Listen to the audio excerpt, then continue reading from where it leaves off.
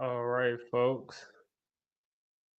A little late, but every time I've been this late to a game, the Giants usually surprise us. I'm gonna set this little ISO real quick. So it's a little more acceptable than it's looking. Smith Marset, another former Panther, feels that punt. But how y'all liking that? Shout out to Greeny in the chat. But how y'all liking that Brian Burns getting that first sack against the Panthers? I didn't think it happened that quick.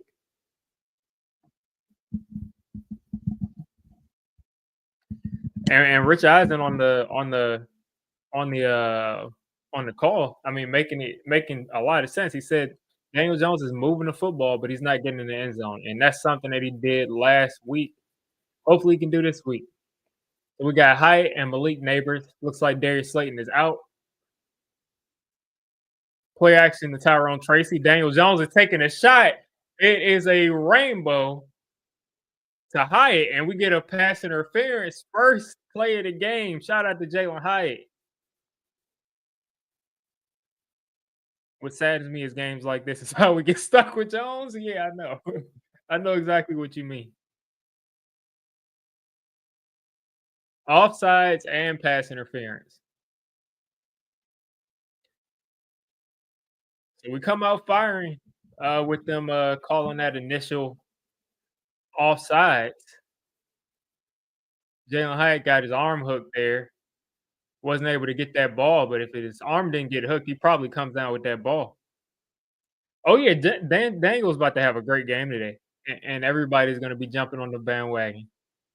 It's a week to week thing with Daniel Jones, week to week. This is probably going to be a handoff to Tyrone Tracy here at the Panthers 40 or another play action. Daniel Jones is going to have to make a guy miss. He is going to throw this ball away.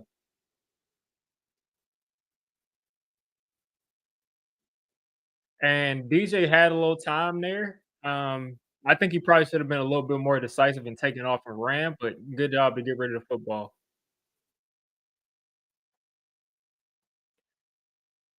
Evan Neal is playing right tackle, and Illuminor is playing left tackle. Wow. Okay. So they finally sent Hubbard to the bench. Hand off to Tyrone Tracy, and he got leveled. He got leveled after about a half a yard. Yeah, and that's the biggest problem with DJ is that we're talking about potential and we're in year 6. I did not know that the Panthers had Clowney. They had Clowney and they got what one of them is his name? They had a good amount of sacks last week. I mean last year. 3rd and 8 here for the Giants and the shotgun.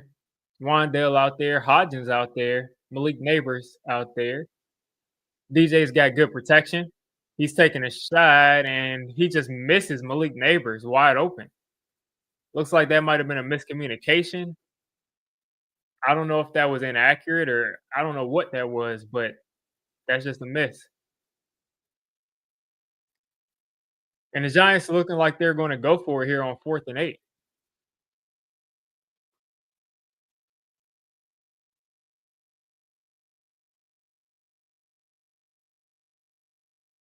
All right, 4th and 8 here inside the 40. It looks like they're going to try to draw someone off sides, and if not, they may just kick the field goal here at the 38. And they're just going to try to draw them off sides, and it's not going to work. So there you go.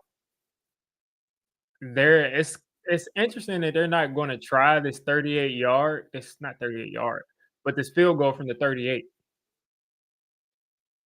So they obviously don't trust Graham Gano to be his normal self because inside the 40, Graham Gano is usually uh, a good option. But this game is going to probably be what decides the season for the Giants. To be honest with you, I mean, if they drop this game, I mean, you got to think they'll win next week against Dallas. But if they drop this game and then drop the Dallas game, I mean, that probably secures that they're going to have one of those top 3 picks in the draft. Now, if they win these 2 games, which on paper they should win these 2 games, then they could very find themselves at the 6th overall pick because getting the 4, 5, 6 wins is how you get out of that top 3. We aren't Panthers bad, I know, and that's the thing people run into is fuel is that we run into this situation where we want our team to lose. We want it. Giants fans want to tank, and they're mad that the team is winning. But these players out there, same thing I said last year. These players out there are trying to play for their jobs. They're playing for their jobs. Like Isaiah Simmons last year making plays. He was playing because he wanted to have a job the next year. So these players aren't going to go out there and lose on purpose. Brian Dable, if he doesn't win another game the rest of the season, he's not going to be back here next year. So all of these guys are coaching for their jobs, they're playing for their jobs, and it's just you have to let the chips fall where they may because the Giants roster is not a bottom 3 roster in the league. The problem with the team, not the only problem, but a big problem with the team is the quarterback. And you got some secondary issues. You got some issues with your edges and your linebackers stopping the run. But this is not a bottom 3 roster in the NFL. So to expect them to be in the top of the draft, to be the first overall or second overall pick, I mean, you have to almost hope for injuries, which I'm not gonna do. So we just gotta let it fall where it may. And, I mean, we got Malik Neighbors. I'm excited. I'm a Malik Neighbors fan, but there was an option to take JJ McCarthy. There was an option to take Michael Penix. There were options there. So it's not like you didn't have an option at a quarterback. There's going to be an option at 6 or 5 or wherever the Giants are to take a quarterback. Now, whether they decide to do it or not is a completely different story. You got to think Shador Sanders is going to go off pretty early, and Cam Ward. So those two might be top 5 quarterbacks. They may be out of the Giants' reach, but at the end of the day, you're still going to have access to Garrett Nussmeier, who as an LSU fan, he's had a couple of bad games, but I think he has a lot of great tools, and you can probably get him maybe even second round by the time the season is over because he's been struggling. Quinn Ewers has been struggling too, but I think these guys have good tools with the right offensive coordinator, and the Panthers' offense is back out there. But you have some time, you have some room to take some of these guys. Even Jalen Milroe, who I don't think is that good of a passer, he's got a lot of great tools as a passer, and Bryce Young's got way too long, and he's connecting with Xavier Leggett. A nice, yeah, Kyron Lacy will be amazing. Kyron Lacy will be amazing. That's just way too much time. Way too much time for Bryce Young there, and he delivered. I mean, he had a perfect pocket there. I don't know what was going on. It looked like they dropped Brian Burns or one of our edges in the coverage. Aziz or Brian Burns was in coverage, and that's not what you want. There we go, Chuba Hubbard on the pitch. He's breaking a tackle, breaking another tackle, and he is down the field in the Giants' territory.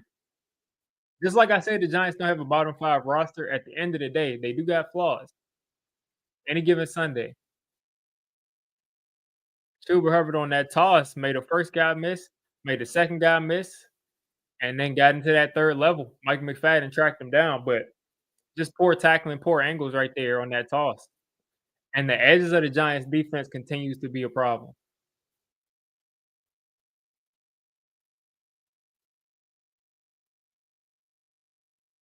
All right.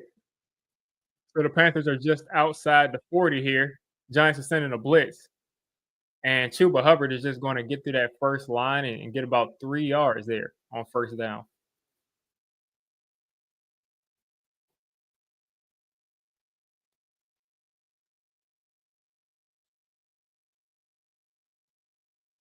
Let me get this comment off here.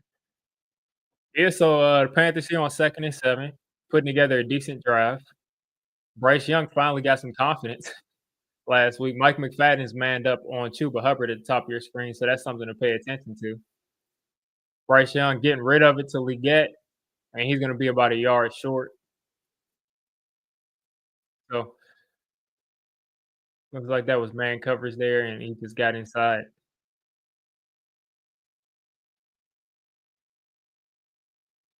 What? They just said that They just said that Chuba Hubbard reminds him of Marshawn Lynch. I I don't know about that. I mean, I just don't see the crossover, but I mean, that's fine. And we got another toss here to Chuba Hubbard, who gets to the outside. Excellent, patient, and he's cutting back, and he just trips over himself inside the 6. That was a really nice run from Chuba Hubbard and puts the Panthers inside the 5. The Giants defense again has serious issues on the edge. Aziz got sealed off. Bobby Okereke takes another bad angle. I don't know what happened to this guy. Not sure what happened to this guy. Another run here to Chuba Hubbard up the middle.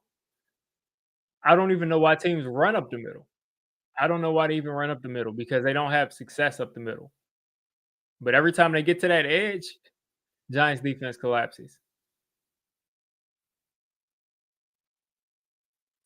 And that's why you need Aziz as a third edge rusher because when he's on the field, they just run to his side. They just run to his side and he gets sealed off. Second and goal here.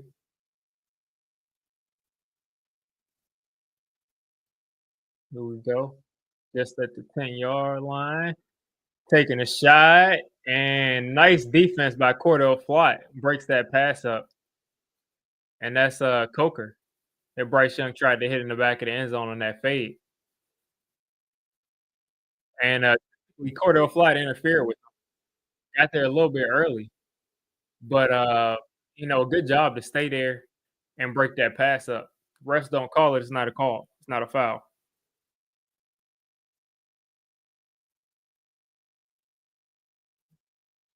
Third and goal. Giants defense looking like they're gonna go zone here. Looks like a little cover two.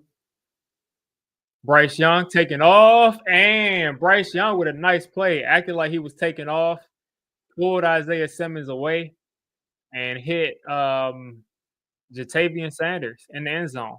That was a nice throw by Bryce, and nice way to improvise. Bryce Young, I mean, took him a while, but it looks like he's hitting his stride. It looks like he's seeing the field better than I've seen him look his entire career. As this Giants defense is getting they're getting shredded right now, and it's all starting with the run game. If they can't stop that run to the edge, they're going to struggle today to stop this Panthers offense or any offense. To be honest with you, and the Panthers up 7-0. Yeah, it looks like he got his confidence back. You say you don't think Carson Beck gets drafted? I think he'll get drafted, just not where you expect. And I never saw the hype with Carson Beck. Like I never looked at him and said, "Oh, that's such a great player."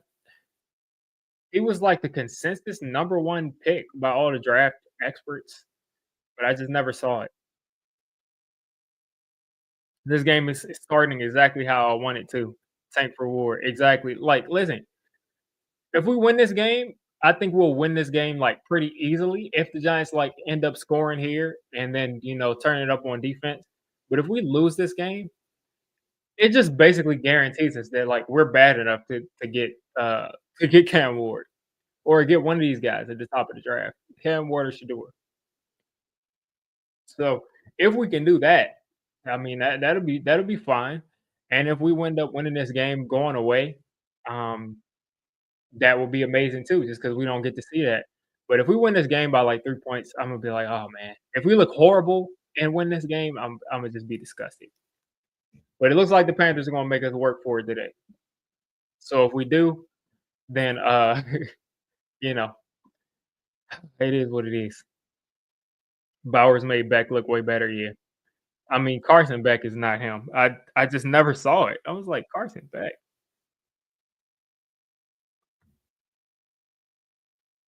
But yeah, I mean, I think if we miss out on those first two, we'll be looking at Jalen Milrow. We'll be looking at Garrett Nussmeyer. And hopefully Garrett doesn't go back to school because that would really slim things down. It'd be basically Milrow or bust. Let's see, CBS. Because Quinn Ewers, I mean, I'm pretty sure he's out for the year. I may be completely no, he's not out for the year.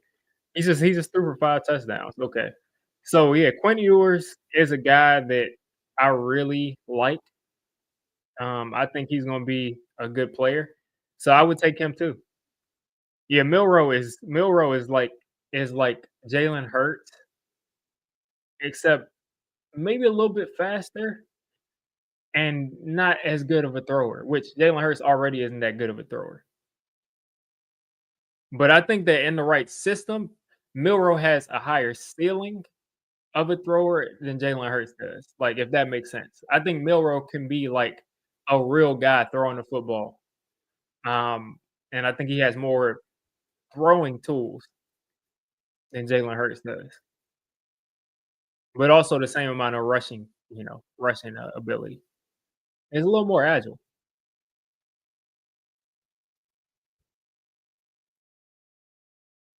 All right. 2-7 Giants and 2-7 Panthers. Milrow is a guy that has to sit, and I don't need him to sit behind DJ. Just sit him behind a vet that we signed somewhere. But Chuba Hubbard took that drive over. Yeah, he's got a great arm. He's got a great arm. He just got to harness that and just be more accurate. He just got to find some type of accuracy, and he can be a good player. But that's the same thing that's happening right now with Anthony Richardson. Is like we thought that he would be able to get coached into accuracy, but he's not doing it so far. Hand off there to Tyrone Tracy, who's got a hole, and he's up the middle, close to about and that's not Tracy, that's actually Singletary, who's about a half a yard short of a first down.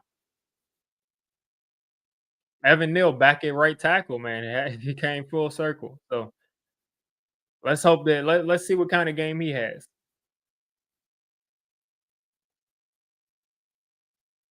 So 2nd and 1 off of a nice Singletary run. Wandale in motion. Short throw to Wandale, who actually catches it, and he manages to get his yard and a half, 2 yards.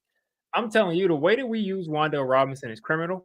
Um, he just his literal.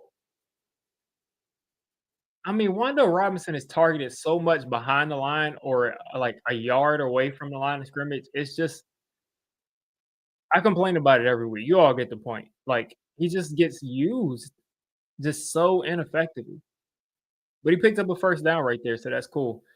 1st and 10 here, Singletary in the backfield again. He's getting another carry, and he's gonna push the pile. No, he's not. He's gonna get about 2 yards. And, looks like they're gonna give Singletary this drive.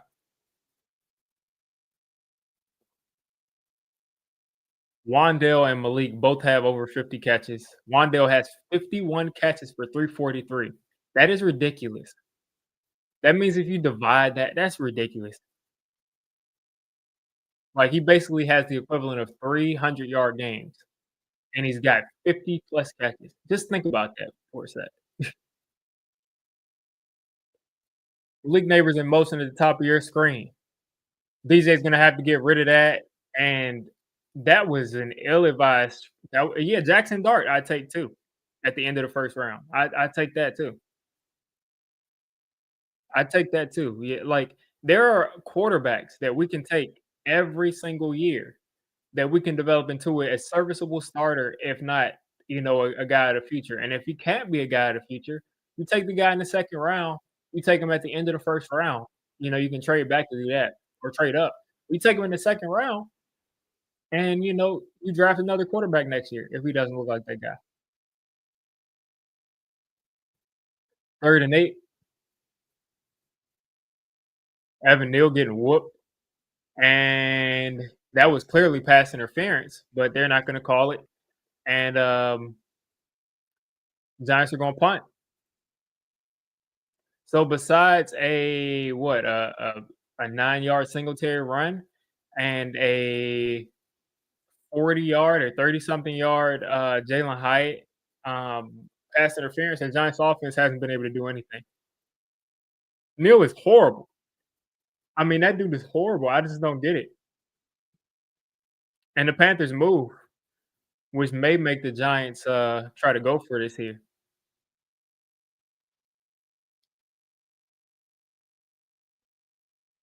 Here on 3rd and 8, I mean, let's see.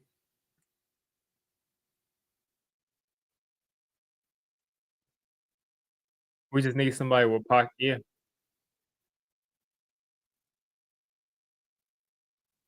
All right. So neutral zone infraction there.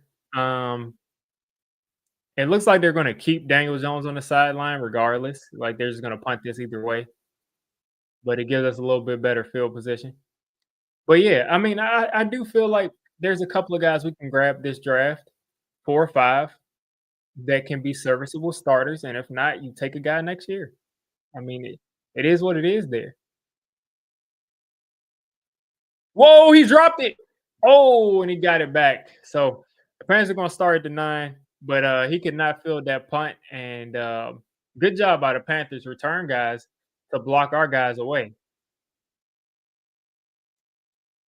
Exactly. That's what I'm saying. He kind of blocked our gunner out of the play, and he kind of just jogged off because he just thought that he would catch it. But if he would have waited around the football, as soon as he dropped that, it's a fight for the football. And that's just the little things that, that make you say, "Is coaching an issue?" And I'm not saying coaching is an issue, but it's a thing that makes you question if coaching is an issue because you see little plays like that. You see little plays like that. That's a game-changing play if it's made.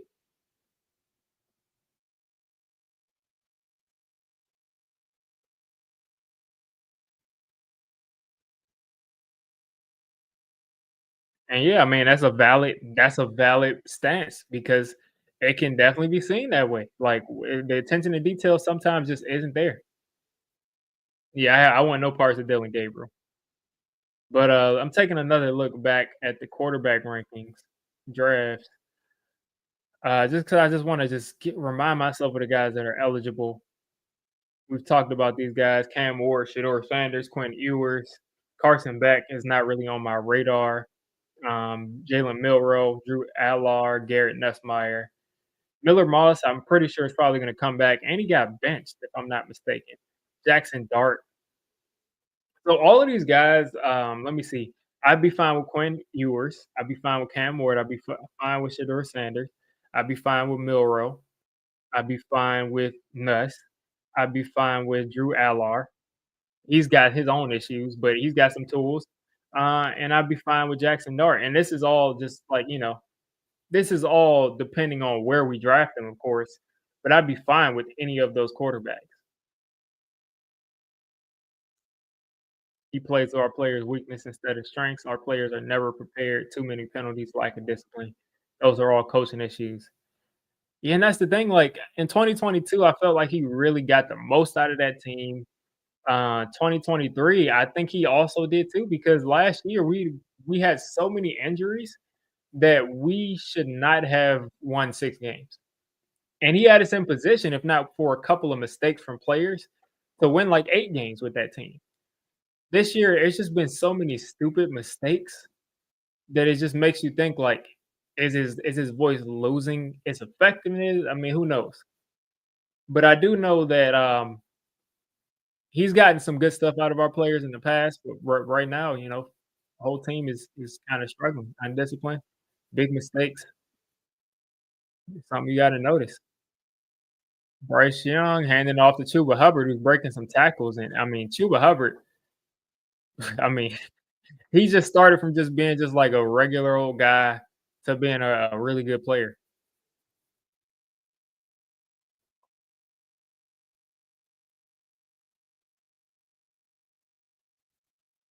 Bryce Young is 14 touchdowns to 7 interceptions in man coverage, and his a zone in zone coverage, he looks horrible. And guess what? The Giants are playing zone now, but they were playing a bunch of man earlier. And there we go, Bryce Young hitting the guy across the middle. And I mean, the Giants are a get right team. Look at how Bryce Young is just having so much fun out there today.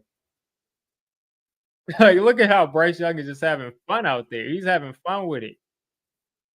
I mean, the coverage could not be any more loose, any bad.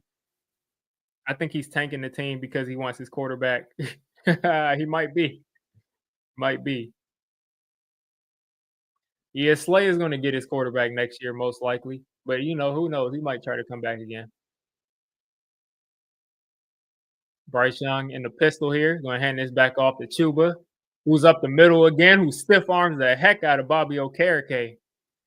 Oh my gosh, the Panthers are dominating us. The Panthers are dominating us at the line of scrimmage, down the field. I mean, they are dominating us.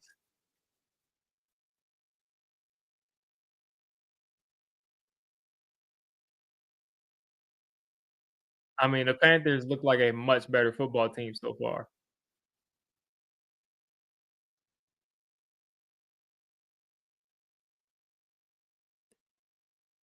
All right, another play action, and Bryce Young is gonna hit another guy wide open. I would be interested to find out what the shortest Panthers pass play is so far. I think it's probably like 8 yards.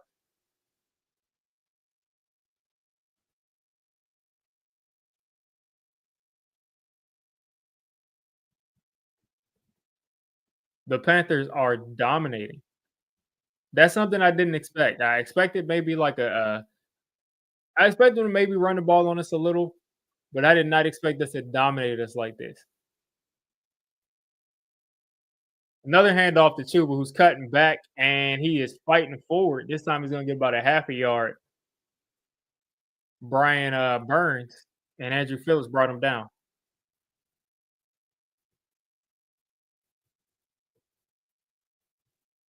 And Kurt Warner with the perfect, I mean, a perfect point here to stop, because to be able to get after the quarterback and get these sacks that the Giants have been doing, they have to be able to stop the run a little. And teams are realizing that if we just run the ball on them, they can't do much.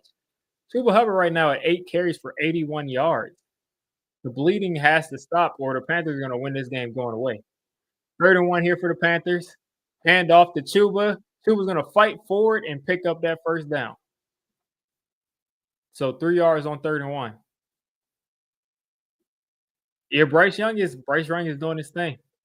Joe Smo, I mean, 350. I don't know where that's going to come from because we're already, I mean, almost through with the first quarter. We're already almost through with the first quarter, and DJ has like what, 10 yards? Who knows how many yards he has? I don't think he has. I think he has maybe like three. I don't know, but I doubt he's gonna get 350 at this point.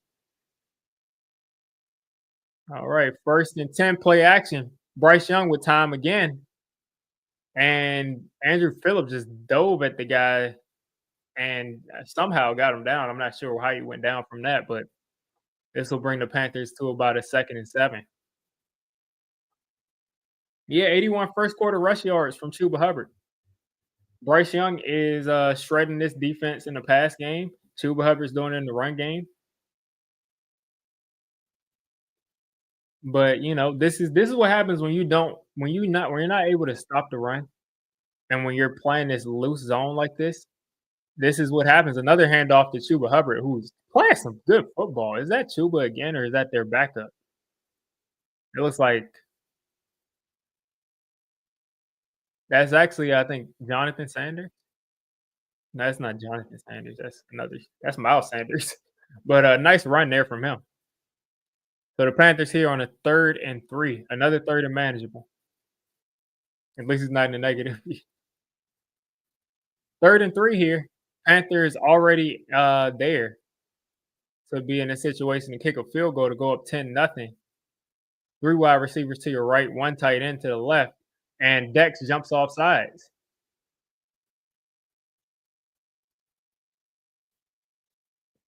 And Dex is pointing to the offensive line. And that is a false start.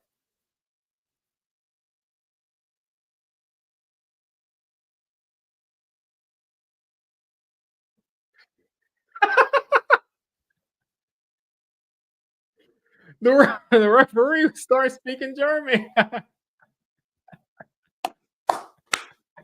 Sean Hockey, the referee royalty that he is speaking German to the German audience. That's classic right there. So 3rd and 8 here for the Panthers. Giants looking like they want to jump off sides. And Brian Burns is almost there, and Drew Phillips is shadowing a guy in covers, and there's no flag. Sean Hockey is with the German call though.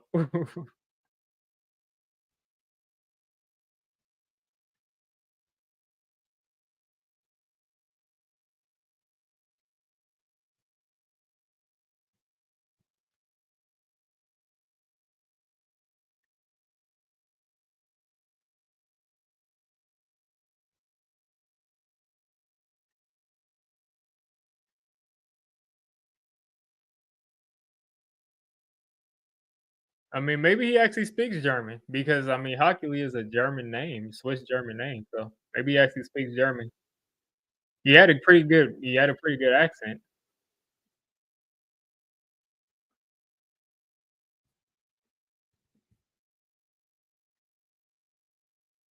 Bryce has the weakest arm in football. I'm not sure. I'm not sure. I had to think about that. He doesn't have one of the stronger arms, definitely not.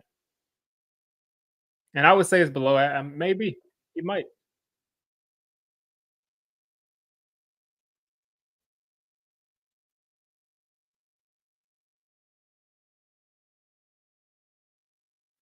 But yeah, these runs to the edge with the Z's on there and Flat and, Banks on the edge is just horrible, and this is what makes you question the Deontay Banks' effort because it's like, he was so good against the run last year. It's like I don't know why I pressed the mute button. How is he getting blocked now? Like, I don't understand how he's getting blocked so easily when he was, like, so good at getting off blocks before. But we gotta figure out how to stop the run, man. Like, we gotta figure out how to stop the run.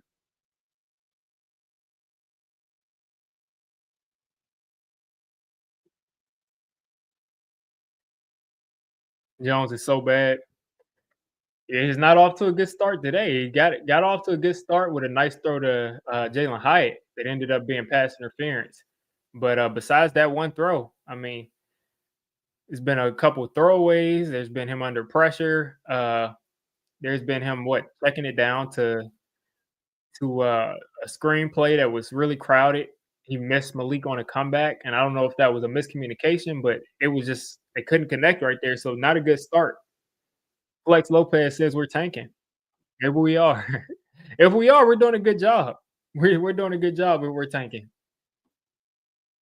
But I doubt that we'd be tanking because again, Dable is out there coaching for his job, in my opinion. I think if Dable doesn't win any more games, specifically this week and next week, as the Panthers kicker literally puts that field goal right down the middle. Um, but if we lose these two games, I think Brian Dable probably doesn't come back next year.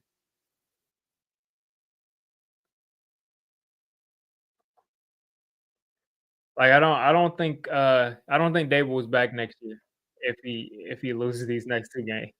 I don't think anything will necessarily happen unless like the Panthers go up like 30 nothing today, and then maybe that makes Mayor might want to pull the trigger. But I don't think that he's going to get rid of Brian Dable mid-season. But I do think that if he loses these next 2 games, he's done as far as next season goes.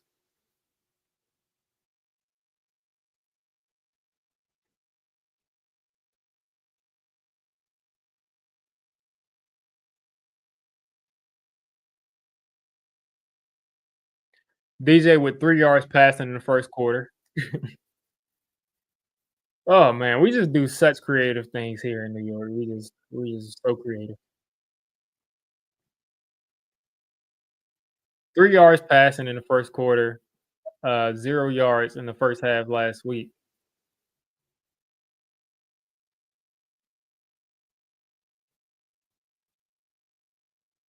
So the Giants are gonna start off at the 40 because of an illegal kick. So there you go. Giants starting off at the 40. Yeah, the Giants got a free trip to Germany.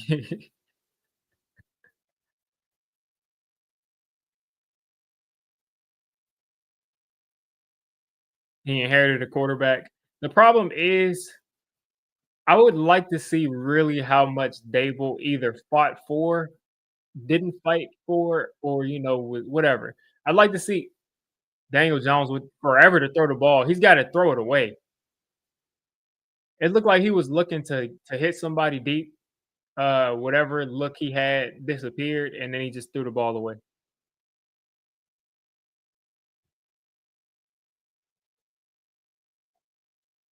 And I mean, I wouldn't be surprised if I take a look back at this film and Daniel Jones just doesn't pull the trigger on Theo Johnson, like Kurt Warner just described. But I didn't see it, so I'm not gonna comment on it now. I couldn't see what was going on, but he did not throw the ball. Just had to get rid of it. But he had good protection that time.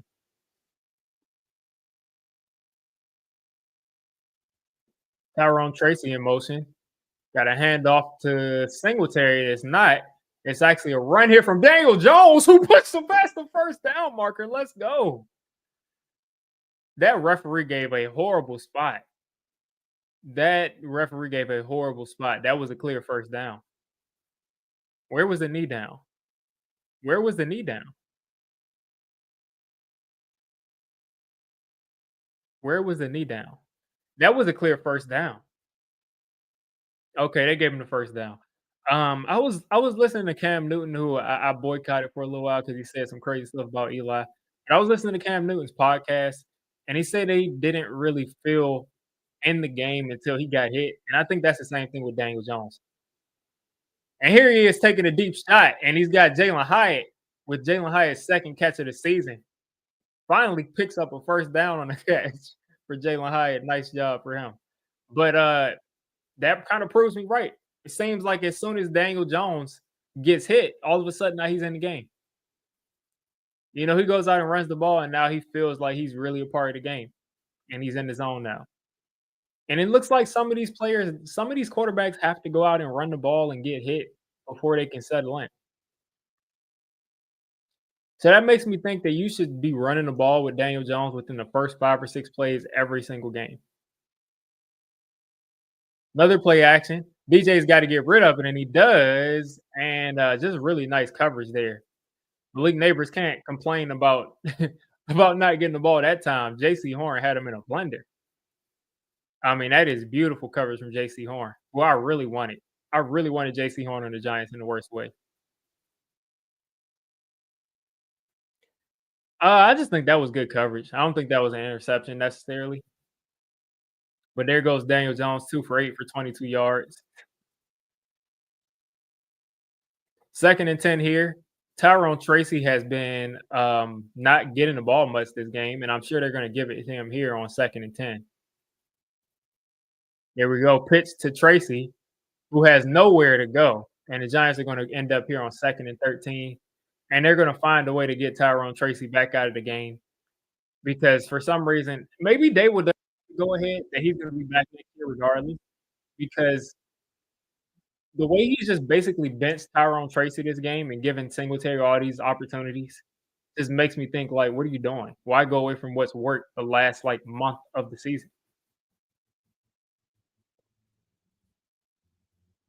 So here on third and 12, inside the 40, we're in field goal range. So Daniel, do not take a sack. Please do not take a sack. Decent protection, hitting Wandale. And Daniel Jones is the king of hitting Wandale Robinson short of first downs. So this makes this a very, very easy field goal.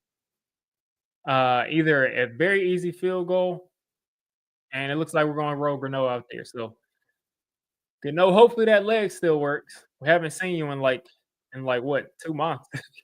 Hopefully that leg still works, Gano.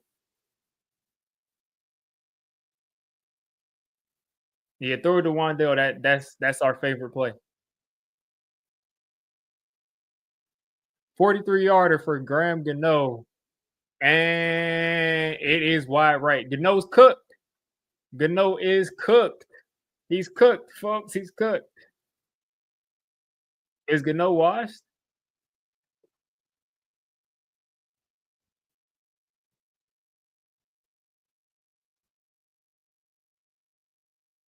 Is Gano washed? Let's see.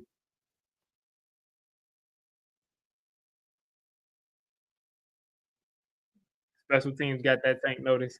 Yeah, Gano, I mean, he had one of the biggest fall offs that I've seen, man. Like Gano, all of a sudden, just like even before, like ever since he got that first injury, I think what 2 years ago, he's just been slowly getting worse and worse. Has an NFL team ever been shut out in Europe? That's a good question. I'm gonna Google it.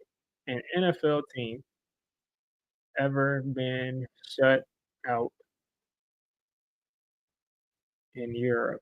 Because I don't think that's ever happened.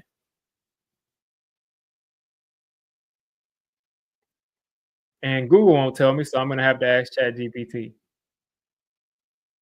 Like ChatGPT has pretty much become the new Google because Google a lot of times doesn't answer my questions. Let's see, during the 2003, they're giving me Europe football has an NFL team. They're giving me European American football stuff.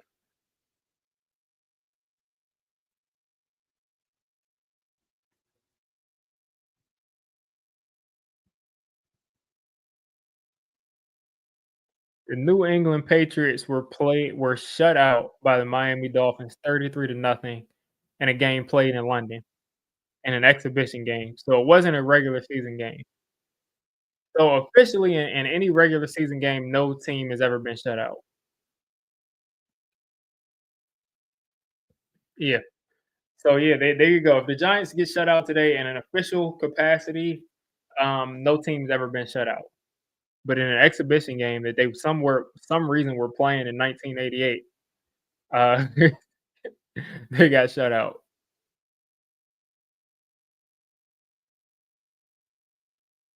Somebody needs to make a documentary on that.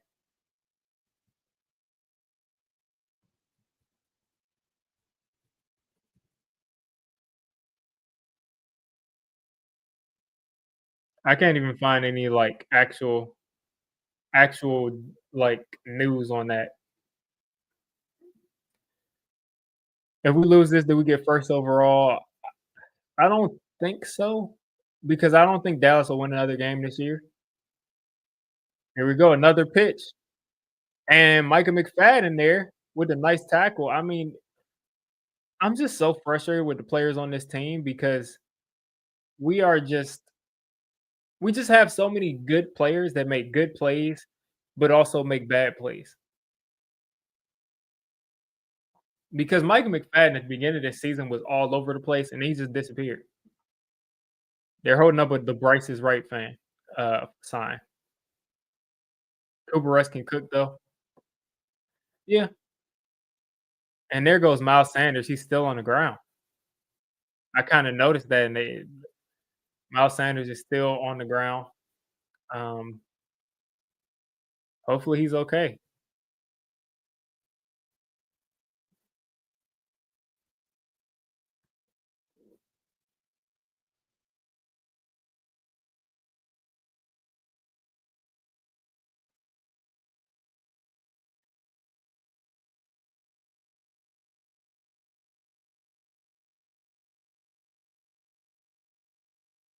Right now, the Giants are 2-7. Vegas Raiders are 2-7. Cleveland's 2-7. Carolina's 2-7. New Orleans is 2-7. Jacksonville is 2-7. New England's 2-7. So as far as strength of schedule, New England has the easiest strength of schedule at 2-7. So if they lose today, um, they will have the first overall pick. And I guess you were asking like if we if we'll mathematically have the first overall pick. We would if we lose right now, but then we would have to wait for what happens with New England and also what happens with no, I think the strength of schedule will probably go down if we lose to the Panthers. So we may just have it locked in. We may just have it locked in. We can't fire the head coach and not Joe if you want to do it. Yeah. I think you gotta fire both of them if you fire anybody. But if you fire Dable and not Shane, I think that's crazy because I think if you like have a strength of this like front office slash coaching staff, it's gonna be Brian Dable. Like I think you can criticize Joe Shane about like Evan Neal and all these other things that haven't worked out. But as far as Brian Dable, I think he's just kind of done the best with what he's had.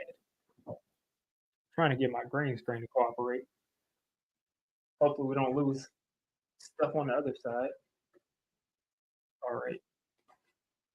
Yeah. So, I mean, I think Dable deserves to be back more than Joe Shane because Joe Shane is kind of have us in a situation here where we're like, oh, we still don't have the best team. We got Hill out there playing right tackle because of one offensive line injury. And Evan Neal should be your starting right tackle. He should be playing well, but he's not. Things like that. And it wasn't even a bad pick, but I'm saying if you're just judging performance, the coaches look better. Yeah. It looks like Brian Dable is not Brian Dable. It looks like Miles Sanders is hurt pretty bad. Brian Burns talked to him real quick. Smith Marset, former teammates of his, went and talked to him.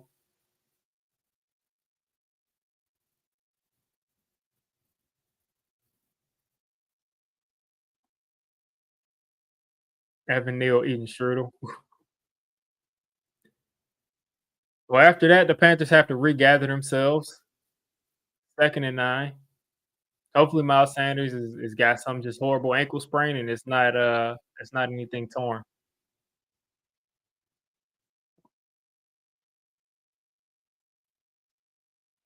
2nd and 9. Chuba Hubbard in the backfield next to Bryce Young, Aziz and Brian Burns out there.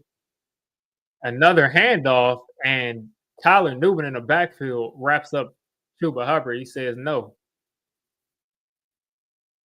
I mean, he came into that backfield like a rocket. The pulling guard completely missed him, and he just wrapped it up.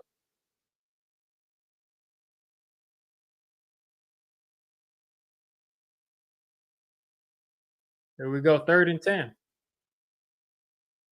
So the Panthers here, what their second 3rd and long situation. First time we got an incomplete pass.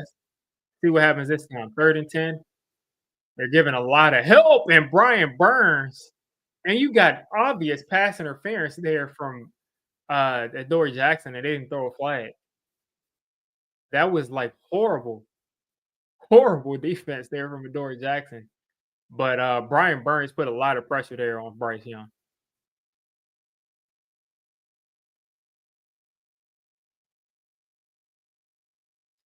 And like I think the refs just noticed that we had so much pressure and like it wouldn't have been caught anyway that they just allowed Adoree Jackson to interfere with that dude.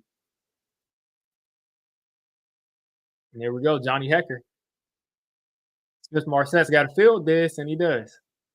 So the Giants are going to get this ball. Oh, whoa! And Smith Marset just got us half of this into the goal. We got an idiot returning punts. Listen, return the punt. Don't do anything but return the punt. Don't do anything but return the punt, man. Like, you're a punt returner. Why are you getting us penalties half of this? You won't field another punt for my team again. Like, I won't put you in another punt return again if I'm the coach. If you're throwing punches and you're the punt returner,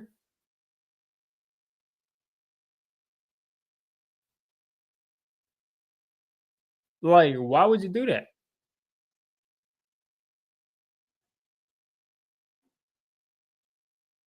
You said don't fire up this Giants team. They'll drop 3 field goals on you. Yeah, they will. In a blink of an eye, too.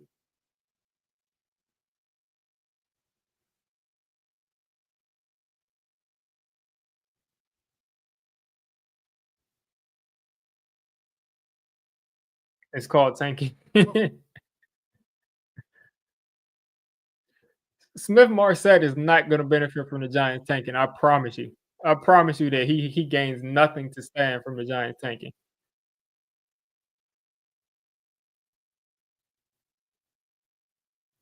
This is hilarious how they're writing stuff down. Smith Marset might get ejected or something.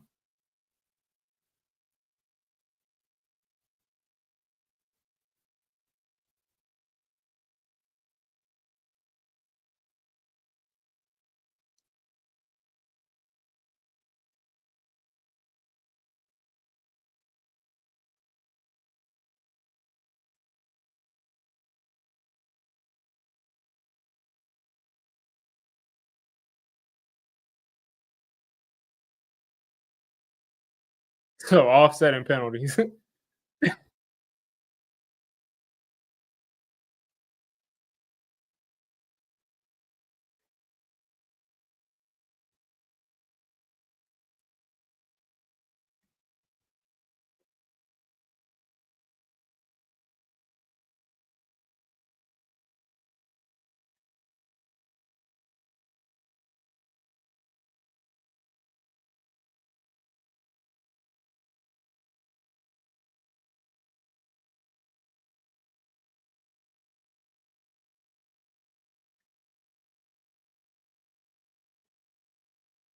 Nail sighting, yeah.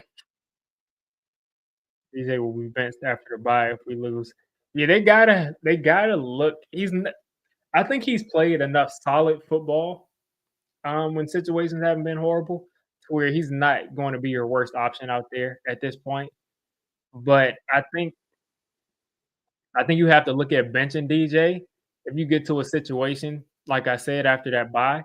If you get into that type of scenario, you have to look at benching because what are you going to gain from him being out there, but having to pay him a bunch of money next year? If he gets hurt, why do we not trade anyone? John Mara, that philosophy. Um, and this is actually an interested, yeah, that's what I'm saying. You mentioned it to avoid him getting hurt. But this is an interesting thing because I see both sides. Um, the first side is Darius Slayton and Azeez Ojulari I think can be part of the future of this team. Like, I think Aziz is a very valuable third edge rusher. You see he's got, like, 5 or 6 sacks already this year. Um, he's very valuable in that role. And then also, Darius Slayton, of course, has shown you that he can be a wide receiver too. So if you plan on signing him to a contract, that goes past this season, and if you plan on signing Aziz to be your third edge rusher, maybe pay him 10, 15 million, somewhere around that area, which you will pay a third edge rusher, then yeah, keep both of them. But if not, if you let Aziz and you let Darius Slayton walk, then you essentially, I mean, it makes no sense not to trade him. It makes no sense not to trade him if you let them walk. So I mean, they better both be resigned because if not, you literally just wasted time and money. I mean, you're just wasting it. You're not getting any comp for it. Even if you get a 7, it just makes no sense. Thomas Davis sitting up there with Roger Goodell. Handoff to Singletary, and I don't know why is Tyrone Tracy been benched? I just don't get it. They're tanking. They gotta be tanking. Like, that's the only thing. Like, and then I'm like, if they're tanking, then why is we'll see. Oh yeah, Evan Neal's been out there the whole game.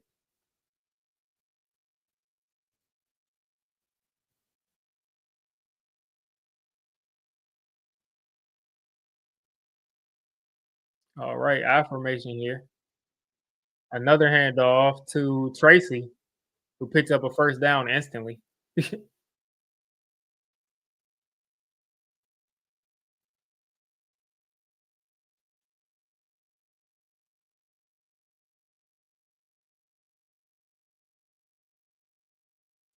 Tyrone Tracy at 4 yards of carry, 4 carries, 16 yards. Um, you said Evan Neal was windy. Evan Neal is just, I mean, he's a burger flipper. He's that guy.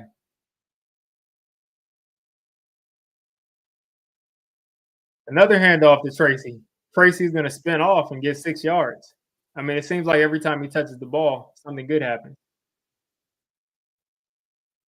Dable does enough to lose, but not get smoked, so he doesn't look bad. If you lose to the Panthers, it doesn't matter how you lose, you look bad. Like I said, the only way they could be tanking is if Dable has been told no matter what happens, you'll um you'll be back next year.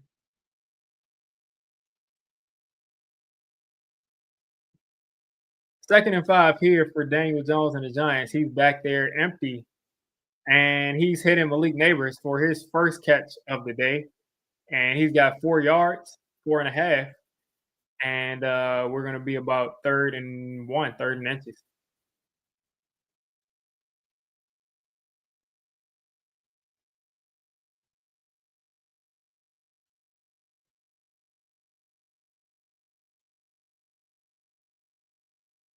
So here on 3rd and 1, you're most likely going to see some kind of a quarterback sneak.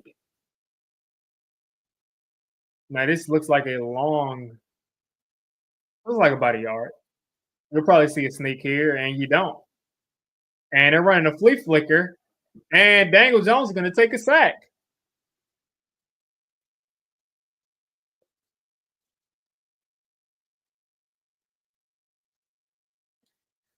Oh, they gotta be tanking. They gotta be tanking. They gotta be tanking.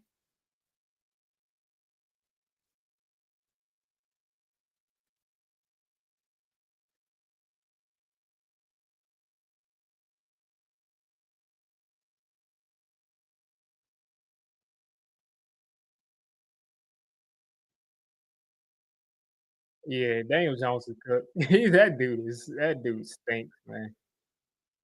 I just don't know how this dude constantly looks at wide open guys and just doesn't hit them. Just doesn't even throw it to him.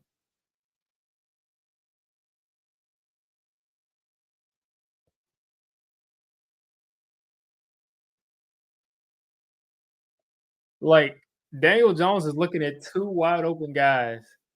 Is Daniel Jones like? Did they promise him that like you can fake an injury at the end of the season and we'll pay you next year if you tank? Like maybe they promised that he could just, if you fake an injury and you play the rest of the season and you play horribly, then we'll make sure you get your money. Maybe that's what's happening, Mister Magoo. Yeah, Daniel Jones, man. I don't know what he was looking at. I have no idea what he was looking at.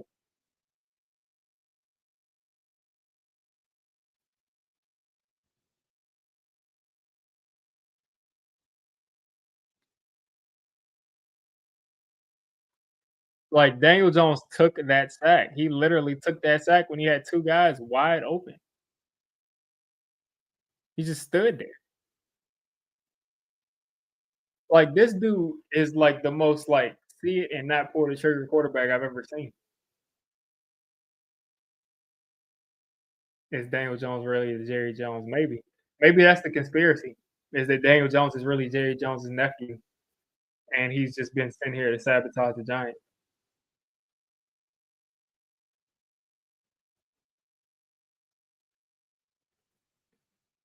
Like this dude comes out here and is just like holding the ball and is looking at two wide open guys and just doesn't throw him the ball. Like I just don't understand that. And this is what gets coaches fired. When you say like, "Okay, I have a beautiful play on 3rd and 1 that if we get the right look, we can easily pick this up because we've been running quarterback sneaks all year long. And if we pick this up, if we get the right look, we're gonna have a touchdown almost." And we got it. And Daniel Jones is just like he just sat back there, just oh, I'm under pressure. Just so the Daniel Jones fanboys can say, look, he's under pressure. He can't do anything. He's under pressure. Like he's got two people wide open. Throw the ball.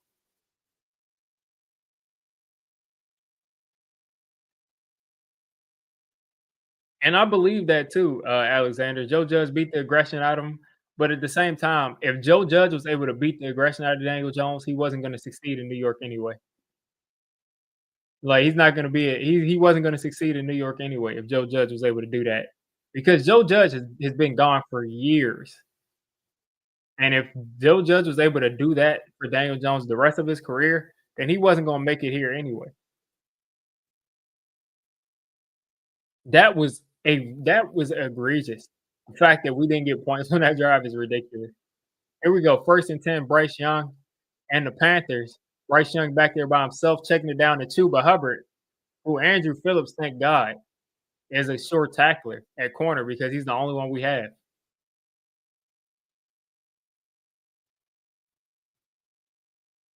And they're throwing a flag. What's that gonna be? A horse collar? Phantom horse collar?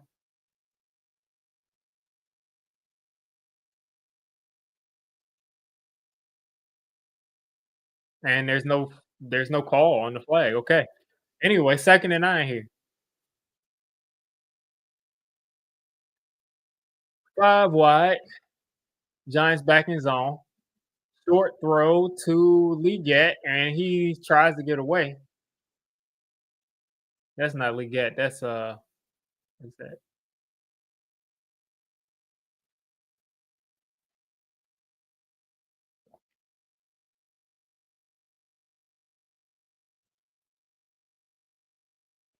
They will win and fist bump Daniel Jones after that. I would never want to touch Daniel Jones's throwing hand.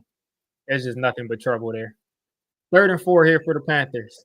5 minutes left in the second quarter. Giants down 10-0. The team has been the worst team in football. And Dex is pushing the pocket, and we get a drop here on 3rd down from the Panthers wide receiver as Dex just pushed the pocket all the way back. Nobody else did anything else. Yeah, I feel like Brian Dable would like fist bump Daniel Jones because he really wanted to punch him.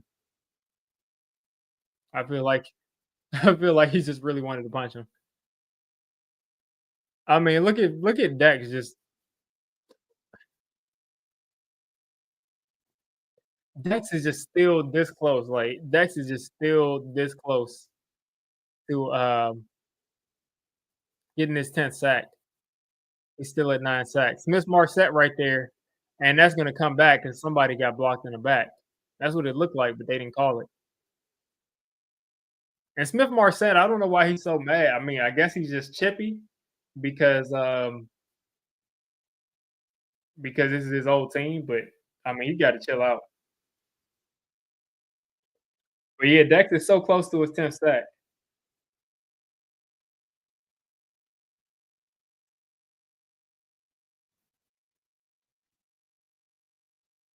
The fist bump sells it. Like I said, I wouldn't want it because, like, just imagine if you fist bump Daniel Jones and then you use that same hand to draw up a play, that play can't be successful because you just touched Daniel Jones's throwing hand.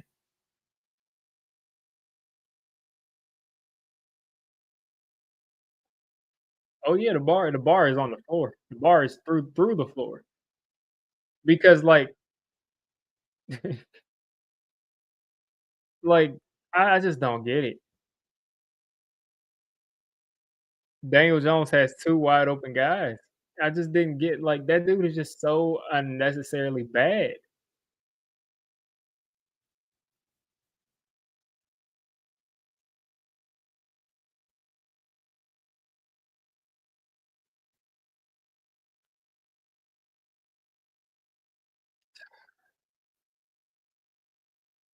The media and fans killed Dable when he threw the iPad. So yeah, yeah. Dable has been he's been a lot more relaxed this year.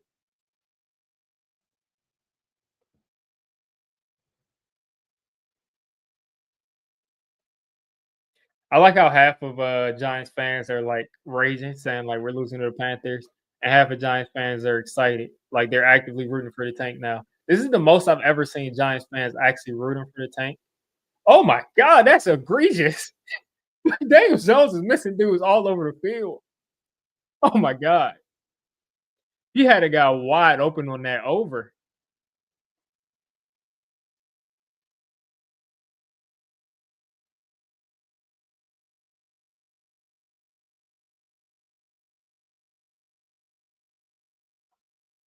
Like this dude, Daniel, man, he just goes out there and sees guys open and then just and now he's sitting there laughing with the referees.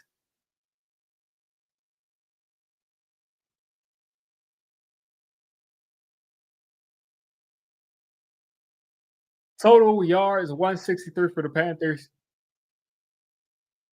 If this was any better of a team, we would be down like 21 zip. But here we go. Play action for Daniel Jones. He's got forever. I don't know why he's roll. Malik Neighbors has some space for a second. He breaks a tackle, breaks another one, and we get about 8 yards there.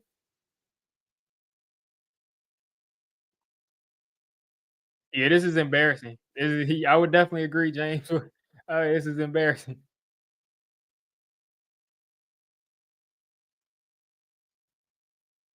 Like, we really have to run an offense like Daniel Jones is a rookie quarterback because he just cannot stand back and read the field. 2nd and 2, the Giants again around midfield. How many times have we been across our 40 or in their territory and not had points?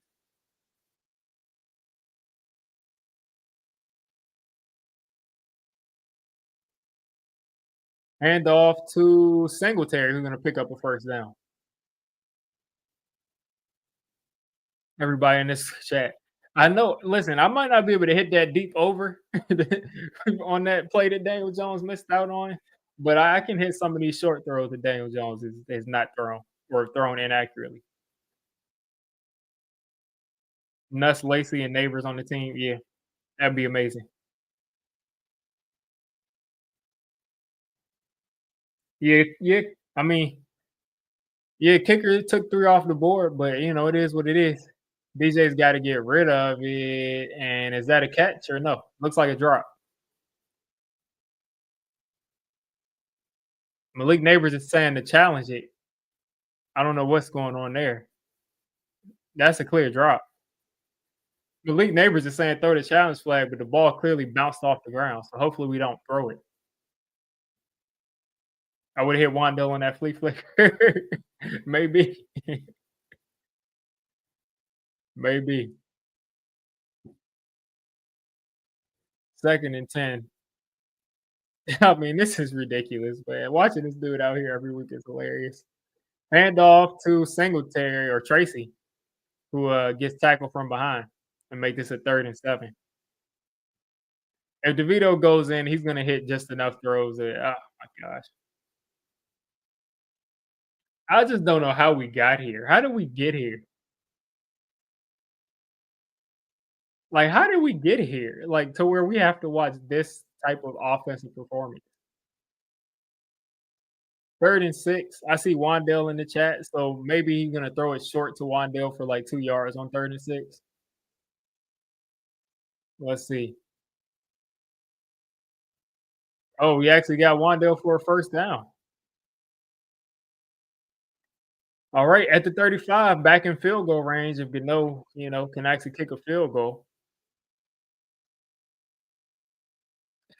Kurt Warner said he loves it when a plan comes together.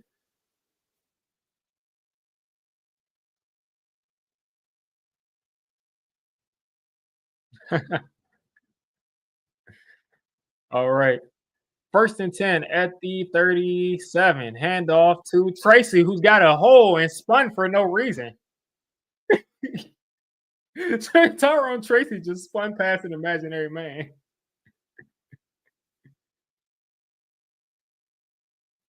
He just spun past an imaginary man.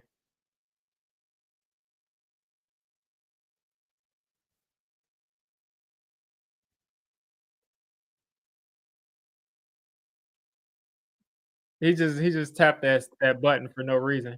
Yeah, Saquon does that all the time, just spinning for no reason. All right, inside the 20. It's game time, and the Giants are gonna let it hit the 2-minute warning. Belichick gonna love Tracy. I still am not in on Bill Belichick being our coach. I just don't think he's going to be the right coach for the Giants. I think he's gonna want complete control, and that I think he's shown that when he has the ability to go out and draft players and he doesn't have Tom Brady out there to pick up the pieces, he's not really that good at building a team. Not to say he's not a good coach, but I don't think he's that good at building a team, and that's what scares me. Now, if you give him a good quarterback and you just let him worry about the defense and worry about the game planning from a high level, I would love Bill Belichick. But as far as developing a quarterback, I mean, look what he did with Mac Jones. It just kinda scares me. Just kinda scares me.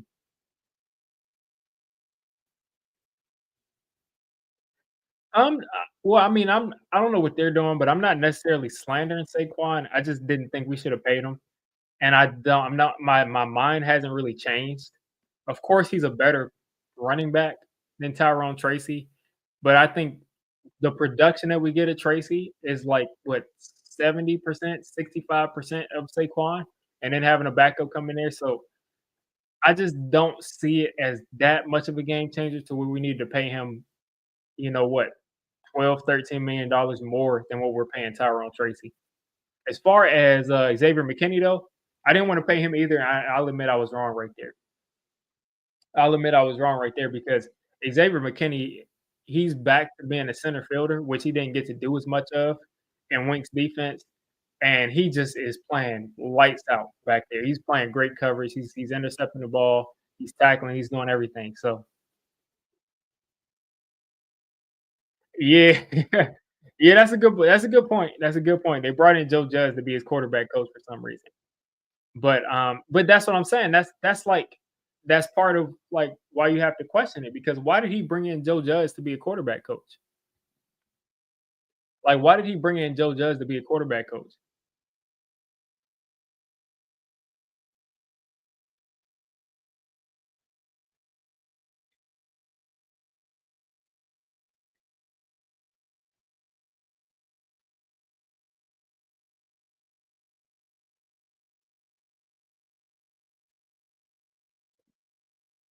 Machine Gun Kelly is the most random halftime performance I've ever seen.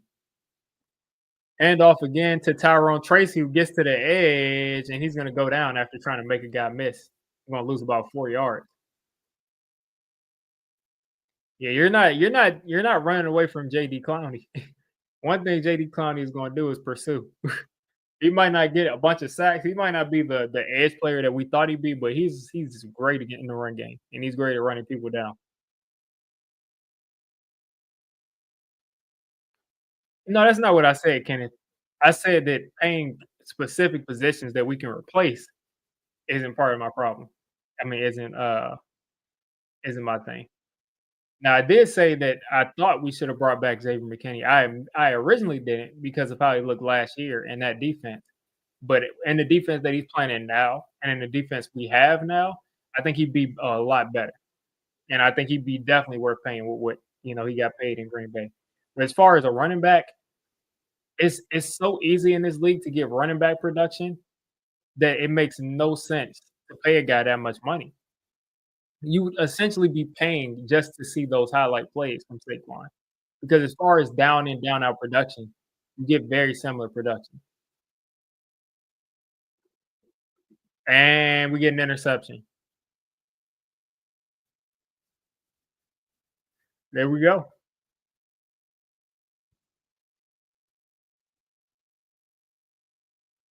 JD Clowney.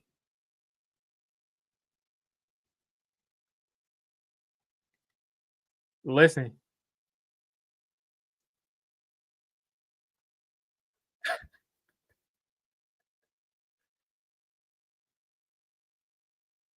he hit Clowney in the head. Yeah, I'm devaluing the position. That's exactly what I'm doing. Because when Saquon, I mean, I think a lot of people forget as they see Saquon running wild in Philly, they're blocking for him. Like they're opening up very, very wide holes. Saquon is only having to deal with the linebackers and safeties and corners. So they're opening up holes for him that he wasn't getting here. We all know how good Saquon Barkley is. And he had games here where he had like 15 carries for like 10 yards.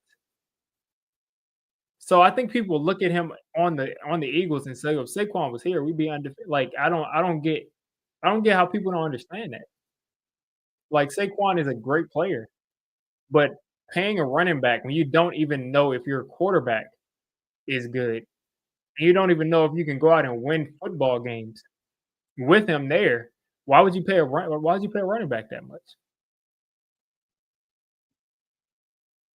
So I mean, I wouldn't say it'd be irresponsible. There we go. Super Hubbard across the 45. But yeah, I mean, I wouldn't say it'd be irresponsible to pay him if you plan on getting rid of Daniel Jones, but it just didn't make sense to pay that much, especially when Tyrone Tracy, in what 5 starts has gotten 200-yard games. And this isn't me saying Tyrone Tracy, Saquon Barkley. It's just is you can get good production. Oh yeah, Bryce Young is having like he's not even having that great of a game per se, but he's not really struggling. He's not really having to deal with too much. You pay the running back because the quarterback sucks. Listen, Tyrone Tracy has had good games. I don't understand. Like when Saquon Barkley was here all this time while Daniel Jones was here, how did that work out for us? How does Bryce Young get away with Bryce Young is not that agile. There's no way that Bryce Young should be doing that.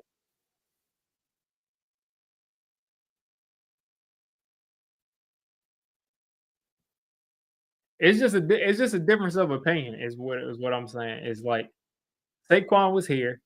It didn't lead to a bunch of and Dex is on the he looked like he got a stinger or something or his finger or maybe he's just tired. I don't know what's going on. But we want to play what happened last year, James? What happened last year? Like I don't understand. Like if you want to just win a playoff game, I mean fine. But what was the long-term effect of this? If Saquon was making Daniel Jones, throw for 300 something yards and 3 touchdowns in the playoffs, then did you think that that was gonna lead to a Daniel Jones Super Bowl? If not, you're just getting fool's gold. You're just getting fool's gold. You're gonna keep on bringing back Daniel Jones because apparently Saquon was making him play that well, which I don't disagree with. He was definitely helping. But you're going to just bring back Daniel Jones on another deal if we win another playoff game, and you're gonna be stuck in limbo with a good running back that you just get highlight plays of him jumping over guys. Now that's a whole different thing. I'm talking about this offseason. I'm talking about this past offseason. If you're talking about the season before that where they paid Daniel Jones, that's completely different. That's completely different. The move was to pay Saquon and tag Daniel Jones and let that play out. That's a completely different thing, but I'm talking about this past season. I'm talking about specifically this past season.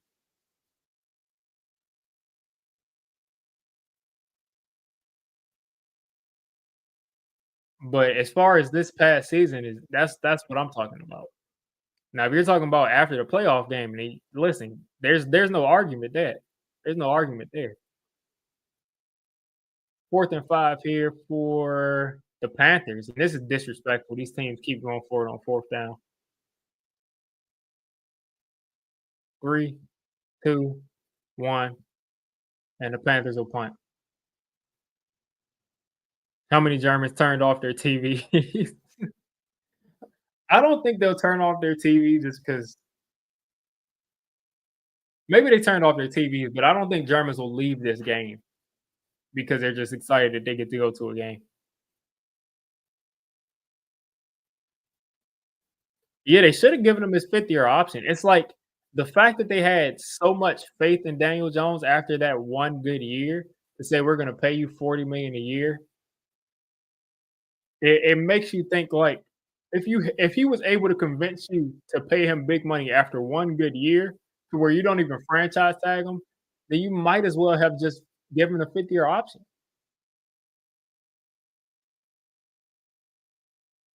And this is going to take us into the half. The Giants will nail this out. End the game with 0 points. Yeah, Tyrod. I think Tyrod was like, "There's no way I can continue to sit behind this dude. This dude stinks." I really feel like Tyrod told him that. Like, I can't. I'll sit behind Aaron Rodgers, but I'm not going to sit behind Daniel Jones again. Like, I can't even do that. Tyrod was mid.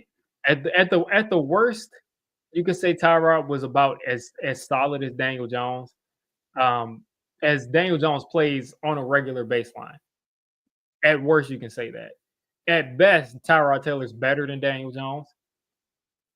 Now, I haven't seen Tyrod do the things that Daniel Jones does when he's like all of a sudden wakes up and wants to play good.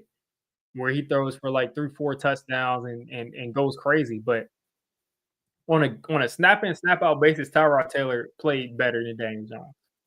Was more confident, was more poised than Daniel Jones. So if we brought him back for like $8 million a year, we'd be in a much better situation with Tyrod and Saquon, and then drafting a quarterback like Milrow, letting him develop behind Tyrod, who's eventually going to get hurt, and doing something from there. But it is what it is. It is what it is.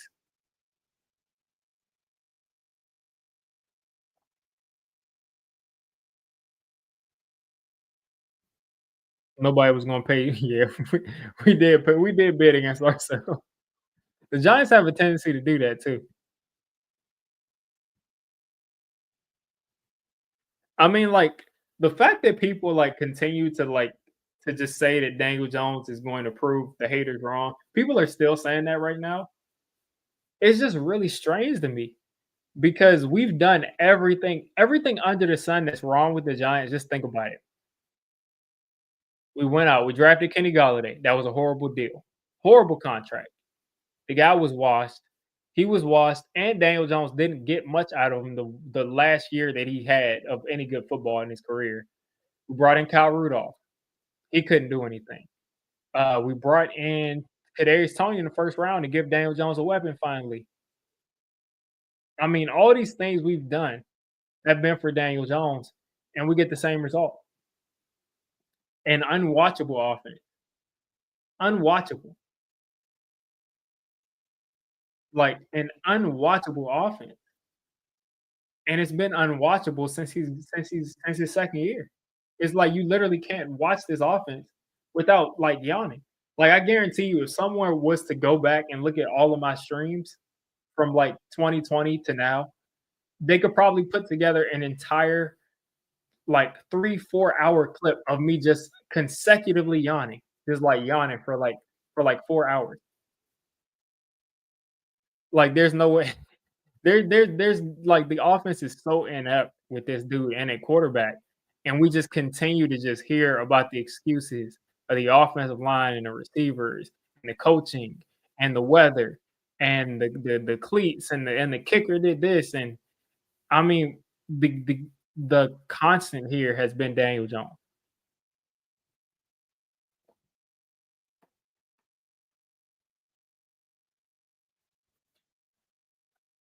And I'm not sure how much validity there is to that about him getting Daniel Jones drafted. I think they just looked at that and said and just asked Eli.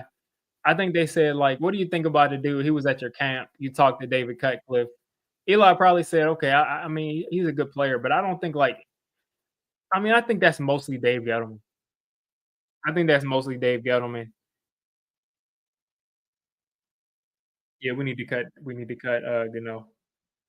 If the dude can't make his next couple kicks, he hasn't kicked in a game in a while, so I'll forgive that first one.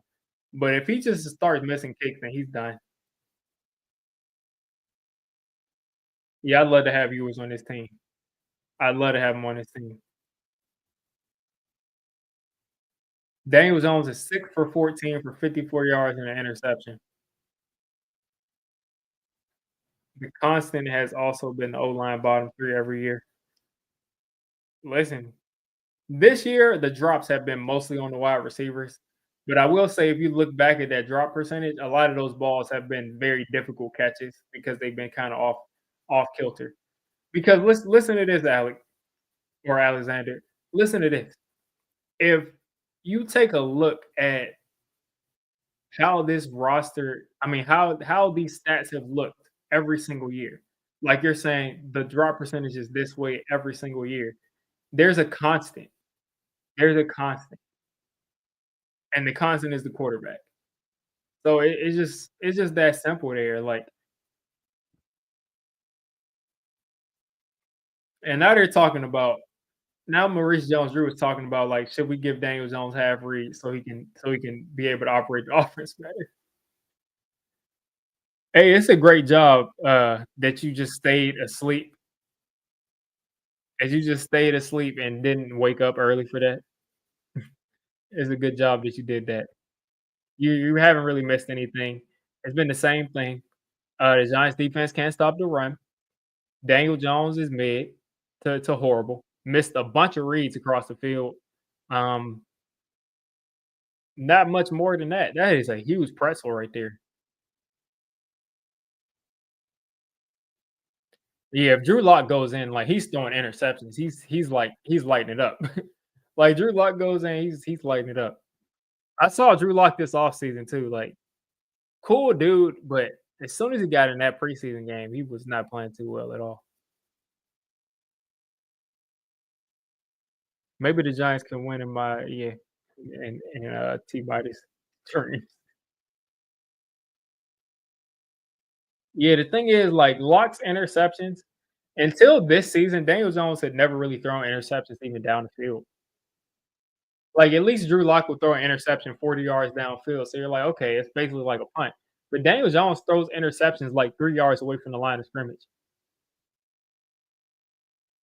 Oh, while we're in halftime, Imma grab a glass of water real quick.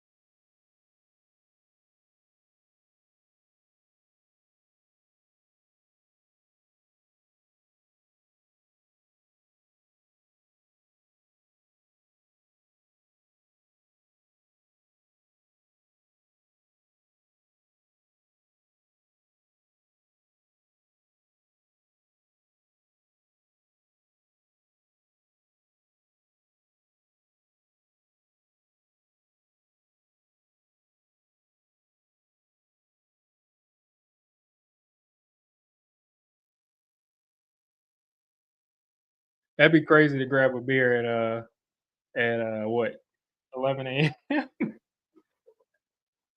Let's see if I can get this green screen fixed. Alright. Try to pinch yourself to wake up from this nightmare. Listen, like I said, it's a win-win situation every week for us. If we come out and win this game, it'll be exciting to watch, and if not, one step closer.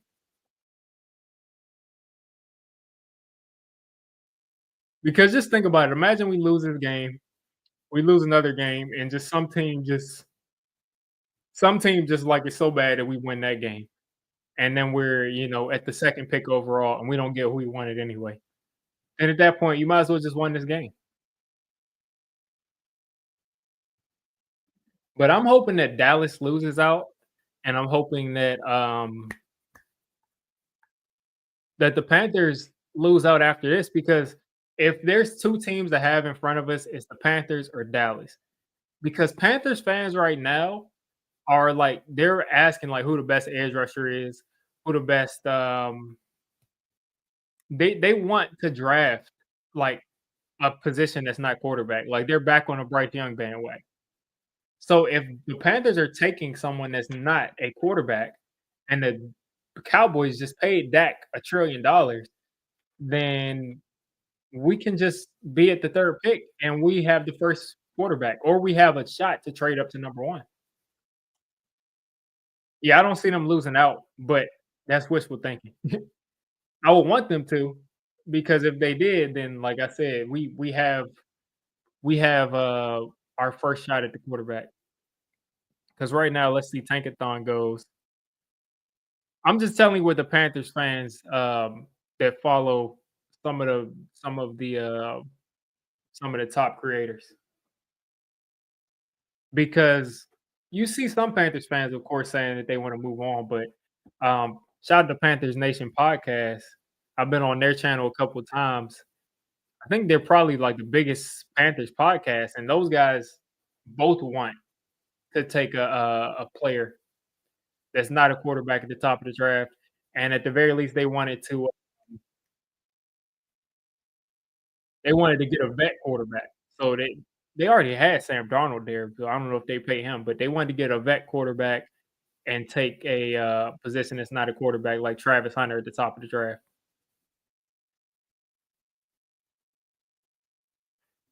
So if they take a non-quarterback and Dallas takes a non-quarterback and they were both ahead of us, that would be amazing. Now I don't see Dallas doing that, but possible. And when I say doing that, I mean I don't see Dallas losing out. Cleveland is there. I see Cleveland winning a couple games. Vegas may lose out, and Vegas could very well be. They're definitely taking a quarterback if they're up there. Jacksonville's not taking a quarterback. New England's not taking a quarterback. New Orleans could very well take a quarterback, but I can see them winning a couple games. Um, Miami's not taking a quarterback unless something. Hopefully nothing happens with Tua. Knock on wood. Um, Tennessee could take a quarterback. So there's a couple teams, but I think we have a good shot of somebody being at the top of the draft that's not going to take a quarterback, which helps us out.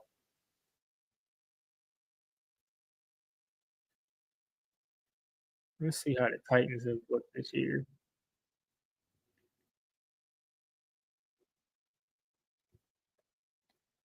The last time I checked in on the Titans, Will Levis was just like just like acting crazy, like playing bad football and just going viral on like meme stuff. Let's see. Titans. That How has Mason Rudolph is now past Will Levis in passing yards. So yeah, Will Levis is probably done there. So yeah, the Titans are an issue. The Raiders are an issue. Will we lose out? Um, just because the Giants know we won't lose out, just because we can't ever do anything right. But like I said, if we can be in that three or four pick, we'll be in position to trade up to number two or number one to get a guy.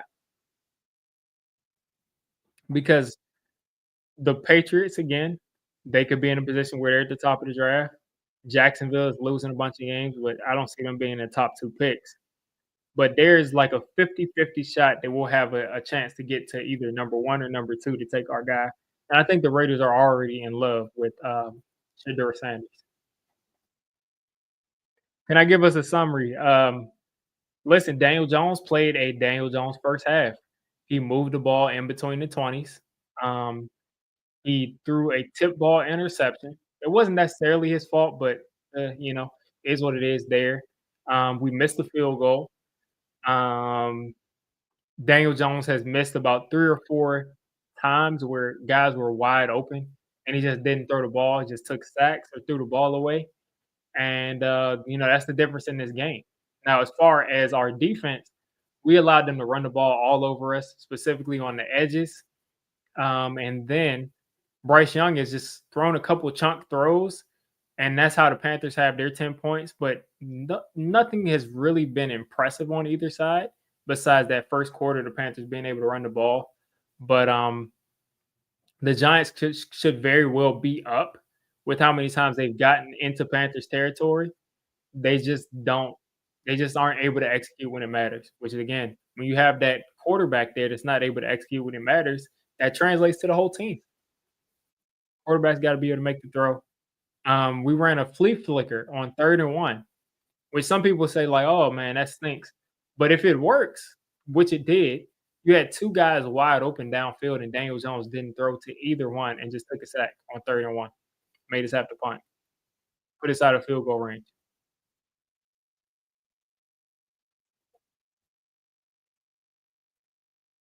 And Machine Gun Kelly is performing at half. Like I said, it's just so strange that he's performing at the half.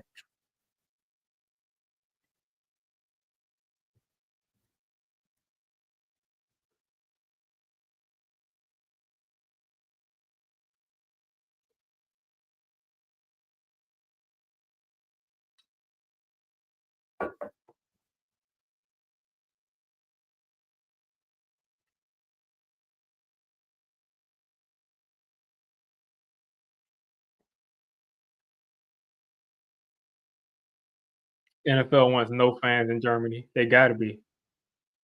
Daniel Jones looking like Jim Carrey and Dumb and Dumber. He kinda does look like Jim Carrey in Dumb and Dumber. Yeah, he kinda does. That's funny.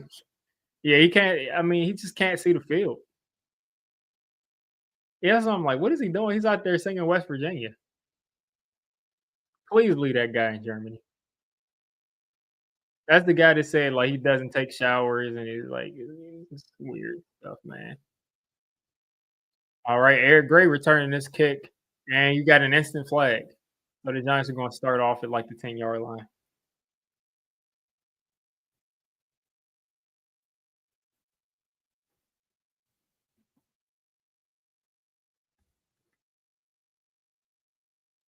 Let's see.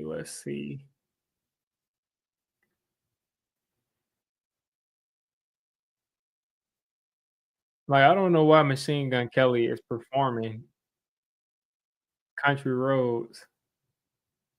I don't get it. I what a weird thing just to see. Like, it's just whatever. Fouls by both teams. Illegal formation on the Panthers. Hold, and I'm blocking the back on the Giants. So they're gonna re-kick this. Daniel Jones would be a dope tight end. You see he can catch. Caught that one-handed catch. He wouldn't be a good H-back because he's not really stout. He is a big guy, but he's not really a stout guy. So he's more of a tight end.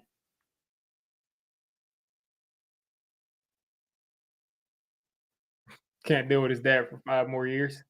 Um, Listen, Shador Sanders is a great quarterback. So I mean, I feel like we got to figure out the rest of that stuff after. Because if he comes here and he's a good player, we don't have to worry about much of anything. Now, if he comes here and he's horrible, then yeah, it's gonna be a nightmare. I would love Cam Ward on this team. I would love Cam Ward on the team. Is he the answer? I mean, who knows? We'll find out. But I would love him on this team. There we go. Eric Gray across the 30 to the 35.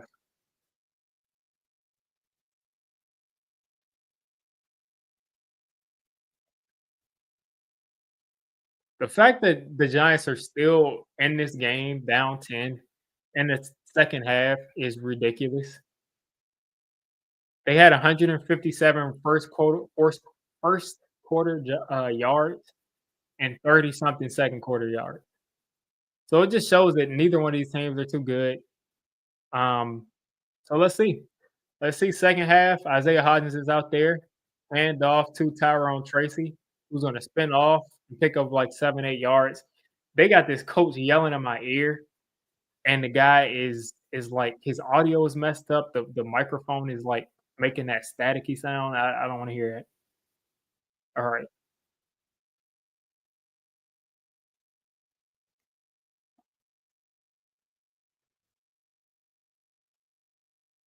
Yeah, I definitely think the next quarterback should be good, and if not, hopefully they have the bravery to move on if he doesn't play well.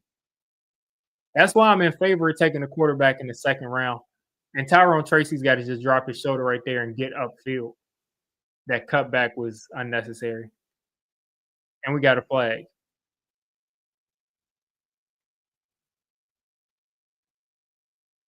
Neil ain't playing too well.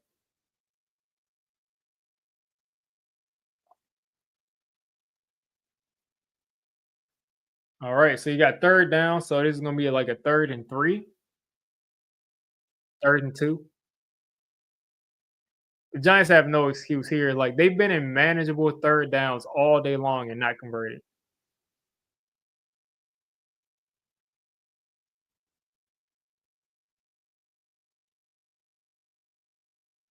Meal full of brat worse than beer. All right, 3rd and 2 here.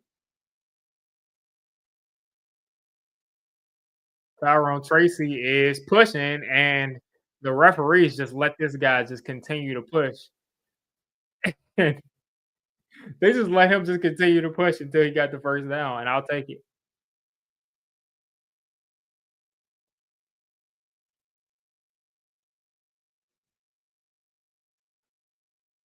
That's hilarious. Meal full of bratwurst and beer.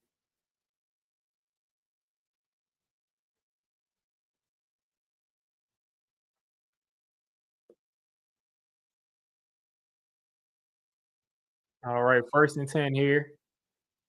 Play action. DJ's got forever. He's got to throw it.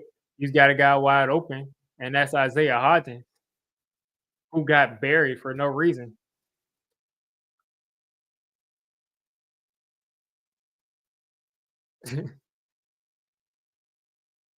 I'm not gonna lie, I'm not upset we're losing. I'm not upset that we're losing. Um, yeah, I mean, listen, the only generational type quarterbacks in this draft are gonna be number 1 and number 2, and we're not even sure compared to last year. So, we'll find out, but I still think the Giants are in this game, which might not be. Look at Singletary breaking the tackle there, getting about halfway there. He's about this short of a first down.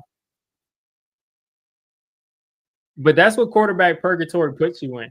It puts you in these situations where you are just missing the quarterback that could change your team over and over again.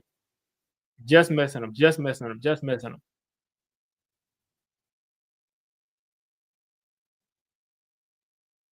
Touch push here from the Giants, and Daniel Jones has got it. Easily, easily got it.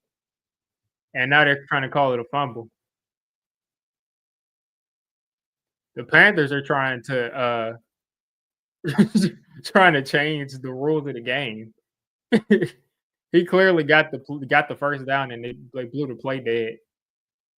Like the Panthers are just trying to change the rules of the game. And good luck overturning that because there are like way too many people around. All right, shotgun here. Daniel Jones hitting the running back.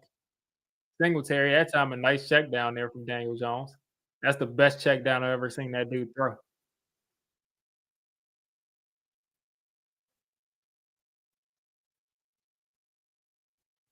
That sounds like an ultimate team plan. Like when I had like 5 Terrell Pryor cards back in Madden Ultimate Team when you could like use injury cards and you could use the same players and backups.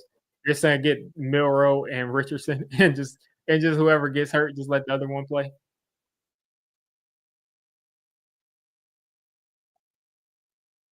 2nd and 5 here. Gotta snap it. Hand off to Singletary again, who's getting upfield, and he's gonna get about a yard and a half and nothing else. Dink and dunk, TJ. Dink and dunk, TJ. Colleges must be a Wandale fan. Every time Wandale makes a play, I see you in the chat. I haven't seen the play yet, so let's see what happens. 3rd and 4 here. It's good that Wandale was actually getting first downs if that's what happens. There you go, Wandale for a first down. Wandale for 5 on 3rd and 4.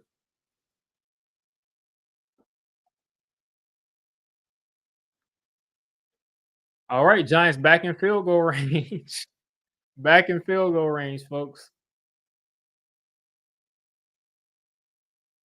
Back in field goal range.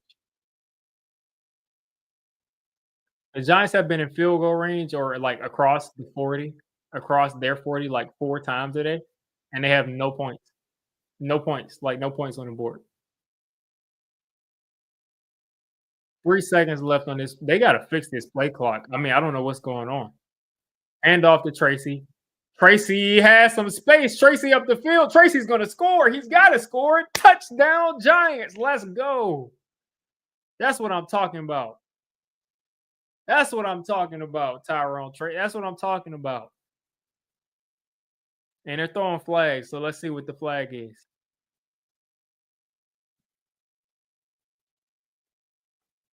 That's what I'm talking about.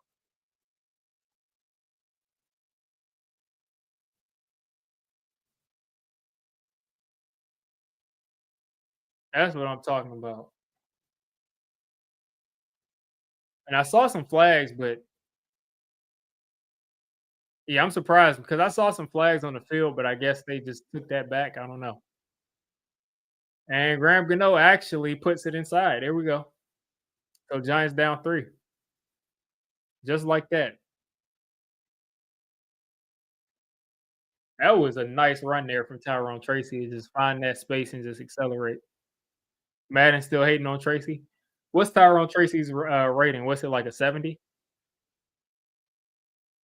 That is such a good point. Like Saquon, the Giants in general, like they can never get these. Like Saquon had those like what 100 catches or 90 something catches as a rookie, but they were all check downs with Eli. Like the Giants just never used their running backs. Shane Vereen, we never really used him as the receiving running back. I don't know what's up with that.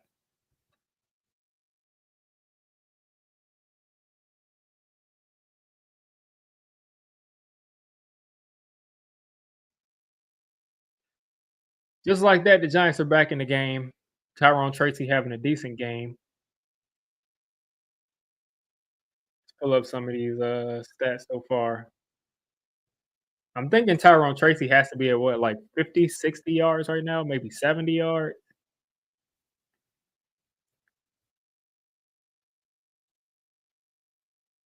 Because I'm not understanding. Well, I am understanding they have to be tanking. Tyrone Tracy's at 12 carries for 84 yards. 12 carries for 84 yards and a touchdown from Tyrone Tracy.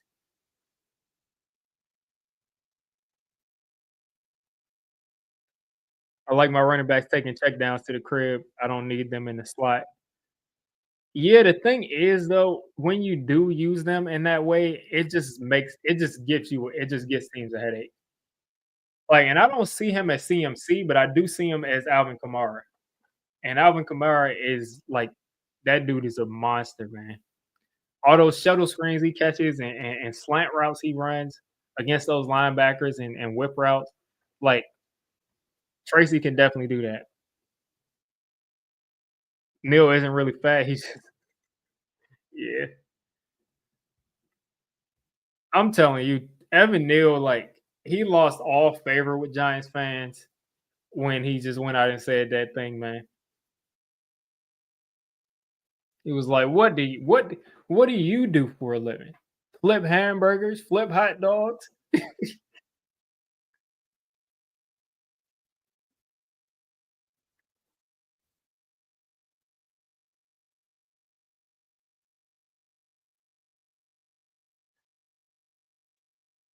Yeah, I got a chance, like I said, to see the Panthers Nation podcast, their latest live stream, and they're over there in Munich, Germany, and they were saying that the Panthers fans like it looks like a Panthers home game from the guys they've seen outside. So I don't know if the Giants fans like showed up later on, but it'll be interesting to see if they have what you think of as a home field advantage.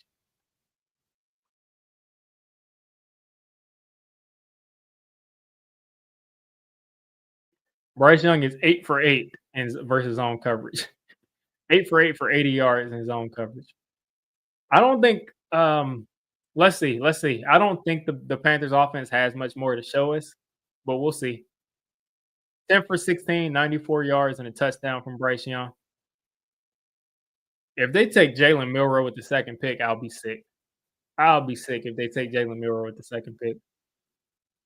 Like I said, the guys that I want that high in the draft is Shador or Cam Ward.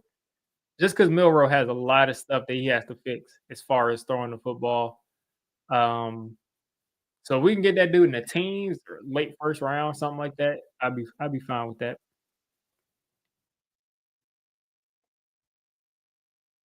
Yeah, and the funny thing is they've never played in Germany. The Giants have played in Germany before, but the Panthers haven't even played in Germany yet.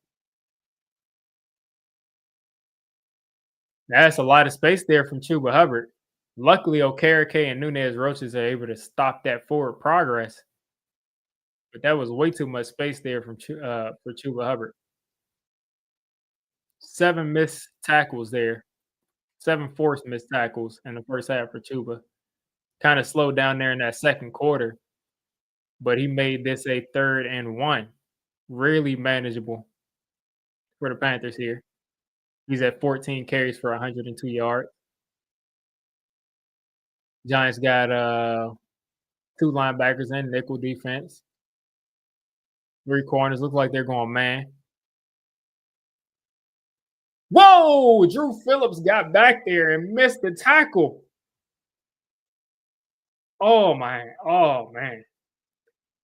Drew Phillips got back there and just missed the tackle. Like they called a perfect blitz for that, and he just missed the tackle.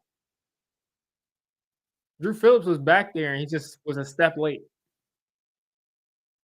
That's a tough tackle to bring him down there, but he was just a step late.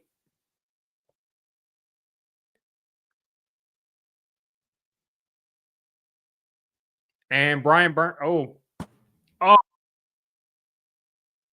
oh man. Brian Burns Brian Burns being out of the game is not good. Brian Burns being out of the game, I don't really mind as much, but him just being out, you just don't want to see him hurt, especially because he's had that groin issue for most of the season. Hopefully, hopefully it's a re-aggravation of that and not anything else. Because if so, we're in bad shape.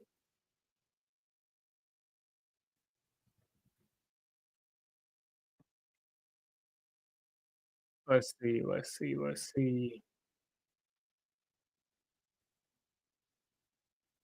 Yeah, hopefully he's okay. Hopefully that's not anything crazy. Um, it looked like he was favoring something on his leg, but hopefully that's not the groin. I mean, hopefully that is just like a little tweak to what he's already had and not anything different. Because he's been all over the field. I can't say that like a lot of guys come out and say things and it's just lip service where they say like, "Oh, I'm hyped to play against my old team." But he's been all over the field. Like he's been running guys down 20, 30 yards down the field, just like he did just right now. He's been in the backfield. He's been making an impact. I miss Patrick Graham.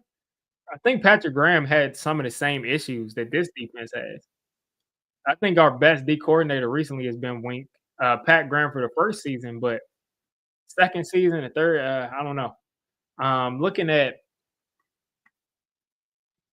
yeah, I mean, I think it's just an issue, just in general with this defense. Like anytime you play this far off of guys and the zone is so soft, I don't know. It's also a player issue.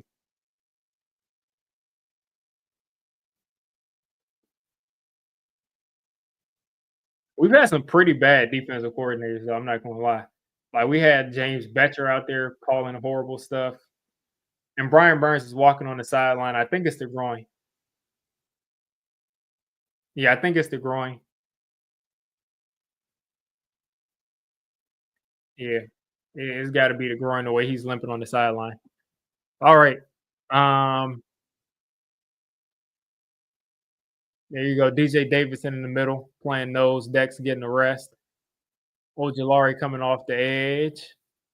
And Bryce Young trying to take off, and he does.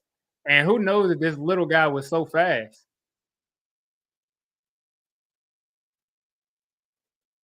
I'm telling you, Bryce Young just looks like a kid, even more than Kyler.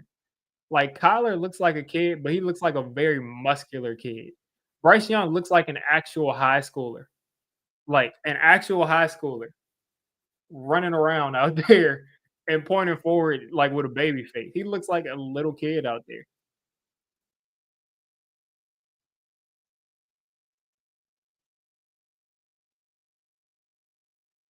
All right, so here the Panthers are inside the 25. Bryce Young in the pistol, three wide receiver set, hand off to Chuba Hubbard again, and Brian Burns is still in the game. And there's a flag down too.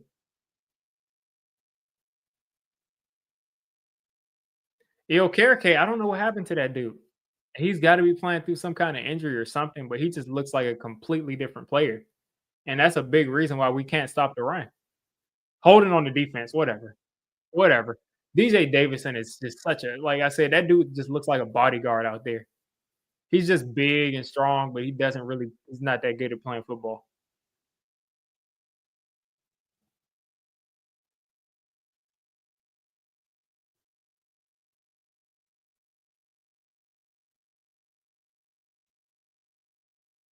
I think Bill Belichick wants to go to Dallas. I think he's going to Dallas, which is a good fit because he's already got the quarterback, got the defensive pieces. I think he's going to Dallas. Hand off there to Chuba. Chuba making a guy miss, another guy miss. I don't know what to do, just teleported and ended up being a yard short.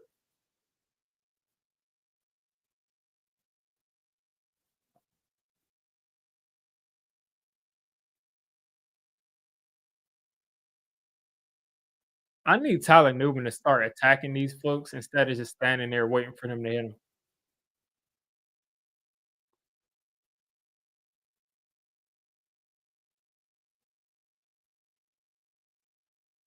Chuba Hubbard broke his helmet.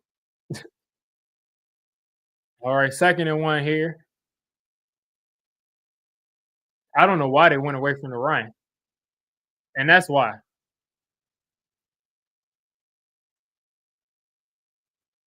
And the Panthers, I mean, what an answer. The Panthers went right down the field, right down the field. Panthers went right down the field there.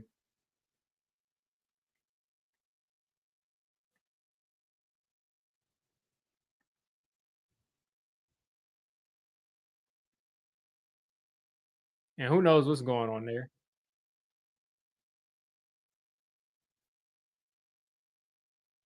Illegal formation. What is this, the Giants? What is this, the Giants illegal formation?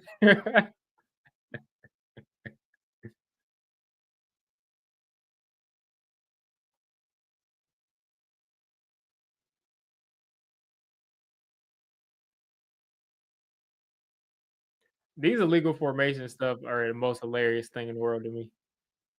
Brian Burns was so close to getting that ball out too. 2nd and 6 here. If the Panthers don't run the ball here, I don't know what to tell them. I don't know what to tell them. If the Panthers don't run the ball here, I mean, I honestly don't know what to say. If I'm the Panthers, like, I'm running the ball until they stop me. I'm literally running it every single play. And there we go, jumping off sides. Giants are pointing at the Panthers are pointing at the Giants, and it's a false start. So the Panthers are going back another 5 yards. So the Panthers are shooting themselves in the foot, like, completely, like, completely.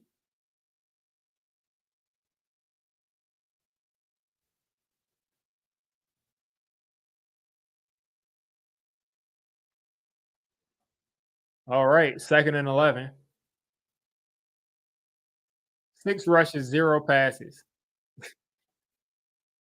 straight down the field for the Panthers. Bryce Young back there by himself, 2nd and 11. I still would run the ball there. Oh my gosh. David Moore just like, come on, man. Deontay, what's going Oh my God. That's Micah McFadden.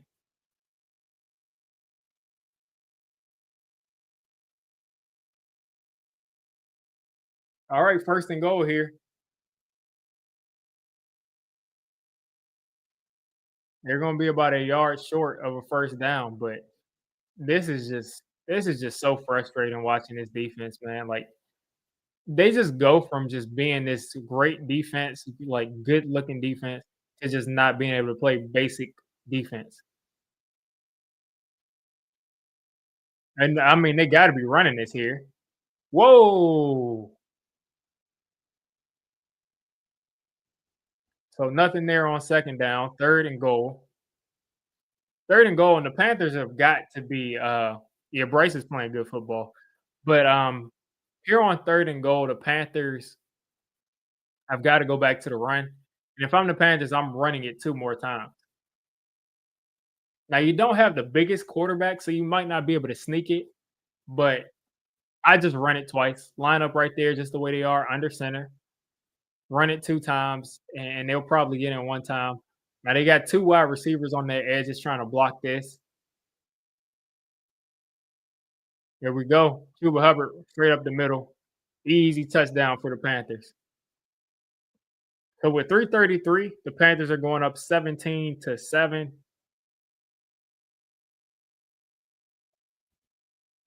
Chuba Hubbard just got paid, and he is balling.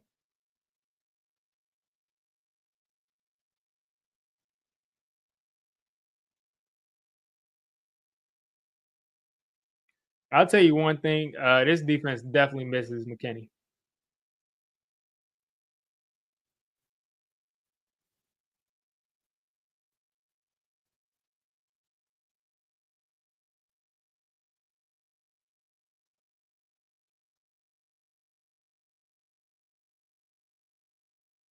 and he barely makes the extra point. Barely made the extra point. Alright, so Giants down by 10 again. The offense acts obviously has gotta start putting points on the board every single drive if they wanna win, because this defense is like they cannot do anything against the Panthers. Like, I just the Panthers are this, like, high-powered offense now.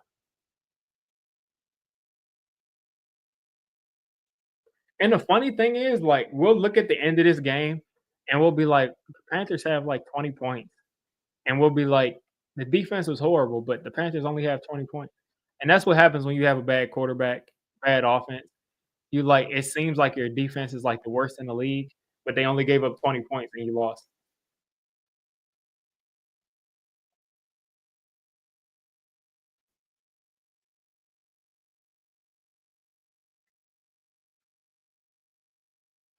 I just saw something on Twitter where they was talking about 2009 Randy Orton. Somebody was like, they cried every night because they didn't think someone could be that evil.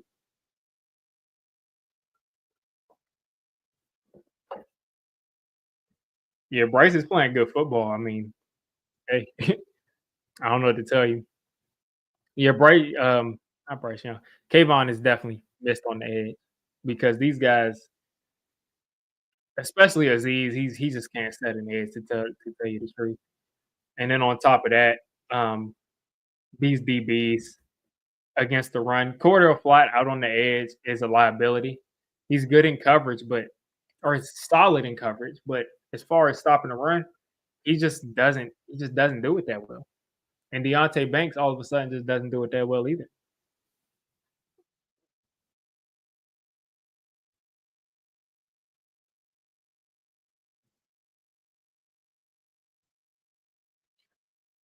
Aston John T has scored 144 points this year. That is ridiculous. He had a 6 touchdown game, a 3 touchdown game, a 4 touchdown game, a 3 touchdown game, a 2 touchdown game, a 2 touchdown game, a 3 touchdown game. The dude is ridiculous, man. He's had a 237-yard game, a 271-yard game, a 221-yard game, a 266-yard game too. Wherever he goes, hopefully it's not Dallas. I mean, he is going to be a problem.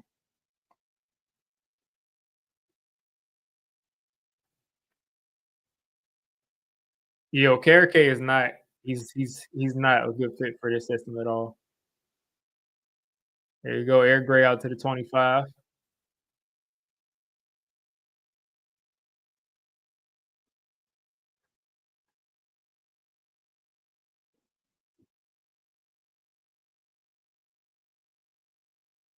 Let's see, here's the German call.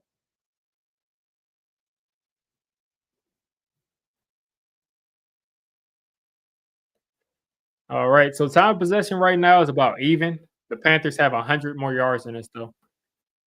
All right, so here's Daniel Jones out in the pistol, Malik in the slot, hand off to Singletary, who's going to cut into the open gap and get hit. I'm telling you, man, like the way that they have really just eliminated Malik Neighbors from being productive this year is just beyond me.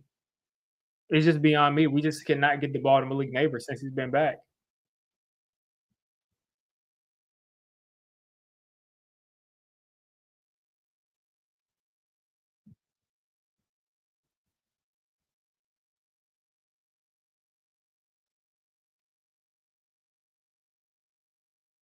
Second and 8 here. Another handoff there, and Daniel Jones is gonna pick up about 4 yards there. It looks like if he handed that off, he might have some space.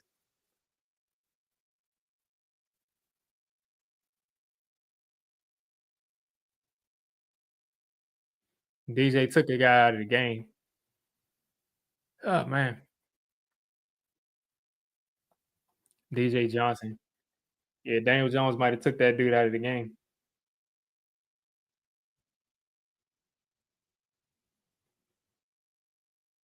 I mean, Malik Neighbors has been wide open a couple times, and we just can't get him the ball. I mean, he's been completely eliminated. He's not getting any type of, like, he's not getting any type of, like, double coverage right now. We just don't get him the ball. Quarterback can't hit him.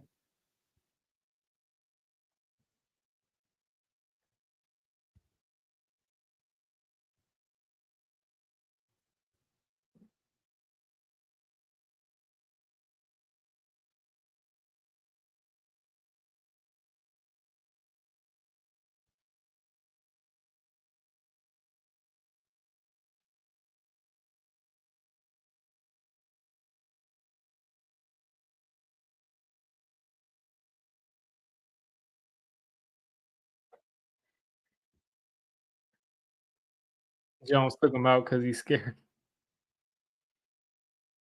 Man, yeah, I mean, like I said, we just completely cannot get the ball to Malik Neighbors anymore.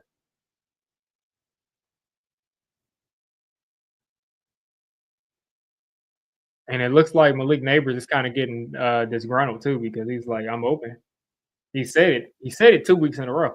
He's basically saying, "I'm open, we just can't get me the ball." He was upset that Dable ran the ball so much in the first half, which is crazy because we were running the air out of the ball first half, so it made no sense not to. And we threw the ball well in the second half, so he was just kinda tripping there, but we gotta get him the ball. I mean, there's no way that we can have somebody as good as Malik Neighbors is and just not get him the ball. The fact that he was leading in almost every single category at the beginning of the season and he gets hurt and then you just change the entire offense is ridiculous to me. Find a way to get this dude the ball. I mean, he's at like what, 557, 15th in yardage, 4th in receptions.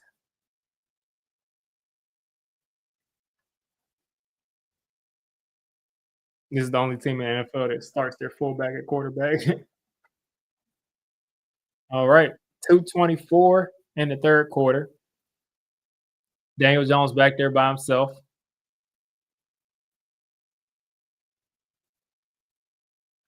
Daniel Jones doesn't throw the ball to a wide open Malik Neighbors and takes the sack. This dude stinks, man. Malik Neighbors is standing there wide open. I mean, the guy is wide open. Throw him the ball. Oh god, this dude can't play quarterback in the NFL. I mean, he's wide open. The comeback is right there. Malik Neighbors is right there for a first down, and you just don't throw the ball. Unbelievable. Unbelievable. And this is ball game right here because the Panthers are about to start off around midfield. Kicking a field goal finishes this game. And this is Daniel Jones is playing himself out of a job.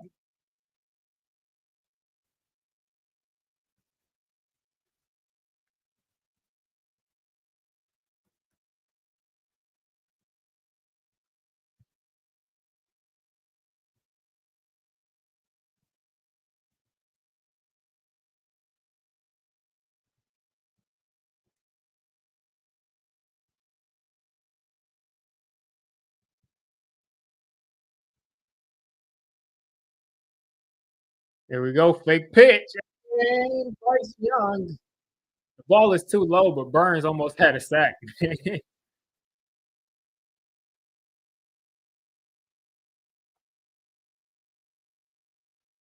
Brian Burns almost had that sack. Yeah, Kurt Warner made a good point. Is like he could have just reset and thrown the ball there.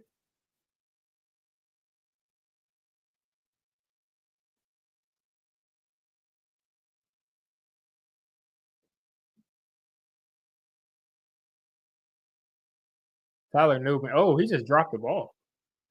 Tyler Newman should have jumped when he blitzed there. He just kind of ducked down. I don't. He should have just jumped for that ball. He could have tipped that in the air. But Daniel Jones fans tell on themselves all the time too, because a lot of times you see where you see when like you're saying, "Oh, a throw should have been made here," and then they'll say, "You can't make that throw; it'd have been intercepted." So if he can't make that throw, he's not an NFL quarterback. 3rd and 10 here for the Panthers. Giants sending a little bit of pressure. It looks like sending 5. Brian Burns on the pressure, and Chuba Hubbard is going to get taken down by Newman after trying to stiff arm him.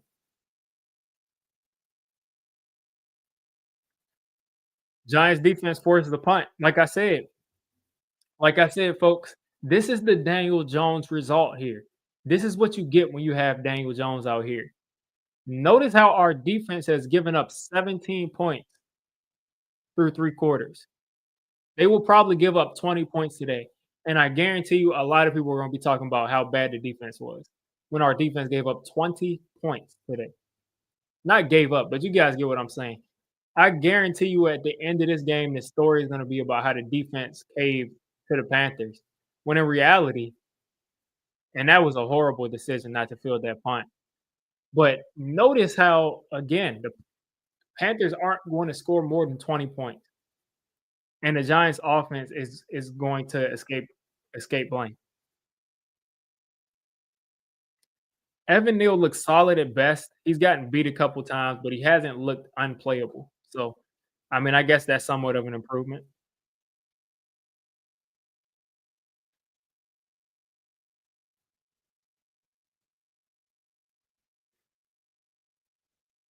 That's a simplified version of it.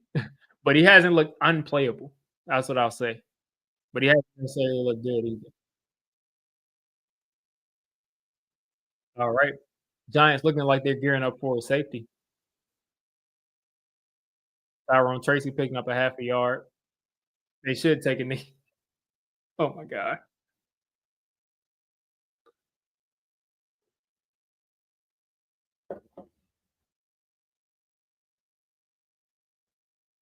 Here with 13 seconds left in the third quarter, I imagine the Giants are going to let this play clock or this clock run out, and they're going to go into the fourth quarter. Yeah, those pretzels got to be good over there. They got to be good over there. Those pretzels that got to be good over there. The Giants giving me the creeps.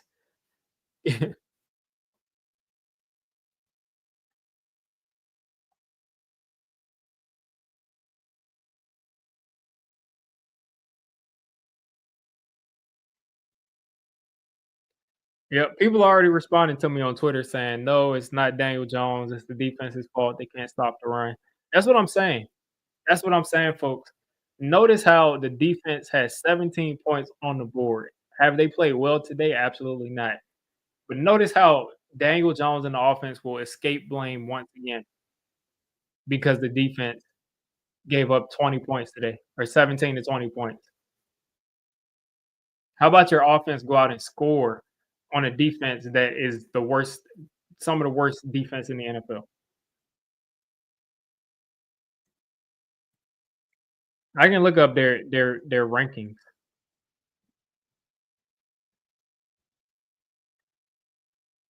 Let's see. Total defense. The Panthers are giving up 391 yards per game. The Panthers are giving up 391 yards per game on defense. They've they've given up 34 touchdowns. That's the most in the league on defense. Meanwhile, the Giants are giving up 21. Like that's a good number that the Giants have given up and a horrible number for the Panthers. Passing defense. The Panthers are giving up 232 yards a game. Rushing defense, the Panthers are giving up 159 rushing yards a game, which it looks like we might get close to. But you all get the gist of what I'm saying. At the end of the day, this is going to be the defense's fault. It's not going to be about Daniel Jones.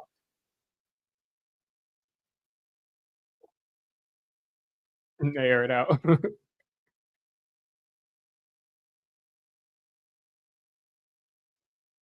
That's what I'm saying. The defense is giving up 20 points in a game, no matter if they're playing against a good offense or a bad offense.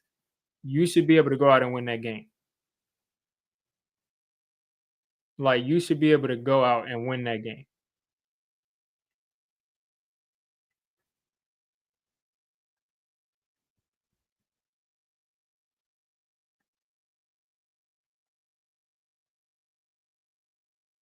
Here you go, Luke Kuechly hitting that drum.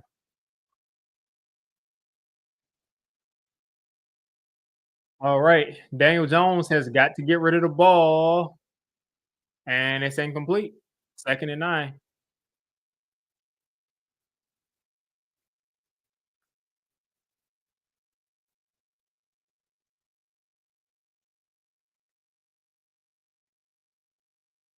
This is depressing. Yeah, I know. That's what I'm saying. It's unwatchable. It's literally unwatchable on offense. Like it's unwatchable. 3rd and 9,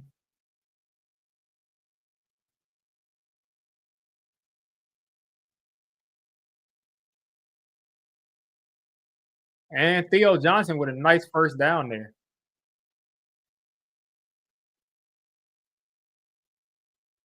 That was a nice throw and catch there.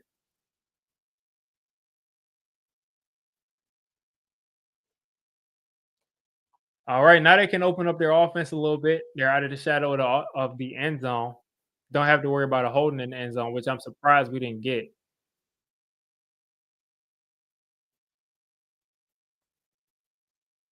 Like I really feel like with a different quarterback, we would be in a very good spot. Hand off to Tracy, who's got about a half a yard. If they pull out Tracy, man,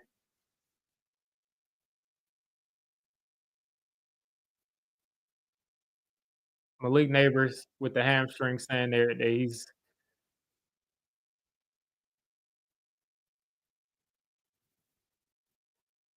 if Malik Neighbors has a bad hamstring, just take him out. Just take him out.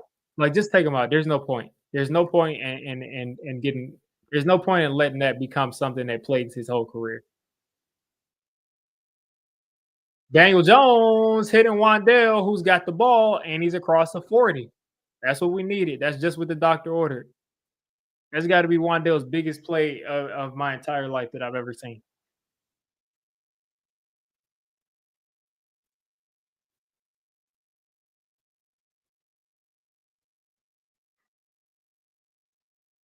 Here we go.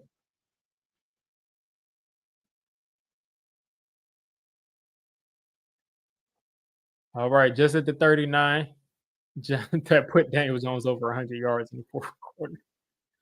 All right, play action. DJ's got to get rid of it. Taking another deep shot, and there's Neighbors, who's hurt,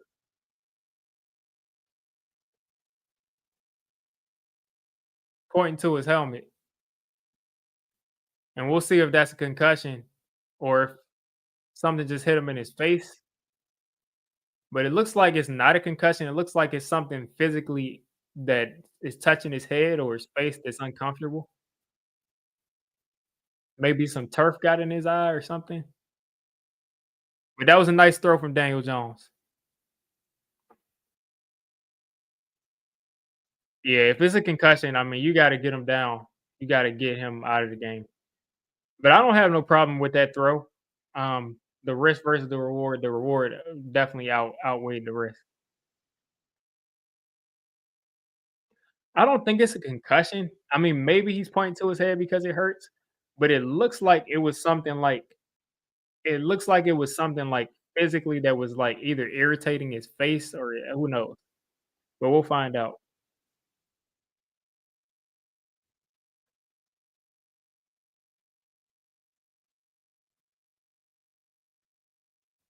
Brett Coleman on Twitter clowning Daniel Jones, saying, "No, not again."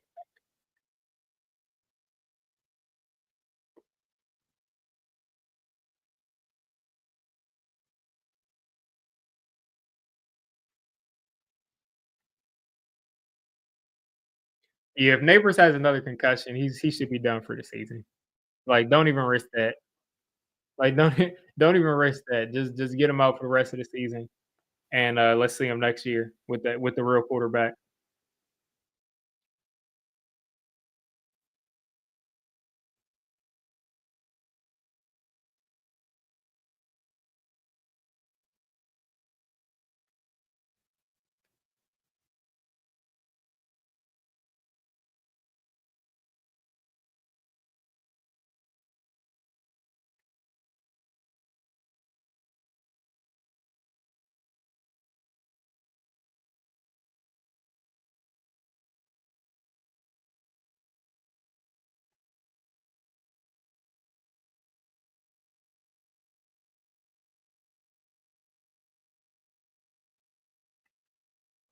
Jones will have these receivers on IR before the year is out.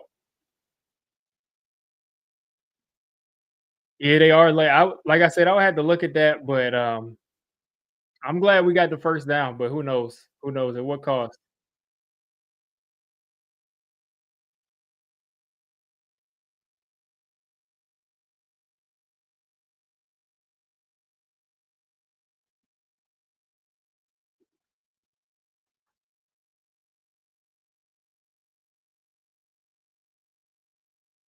Oh yeah, Malik Neighbors is in the tent. Yeah, that might be a concussion. That might be a concussion. He's done. He's done. Get him out of here for the rest of the season. There we go. Singletary moving the leg.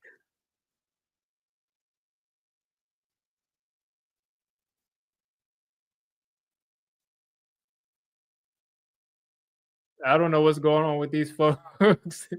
They're chanting something. Singletary just ran for like a 15-yard run.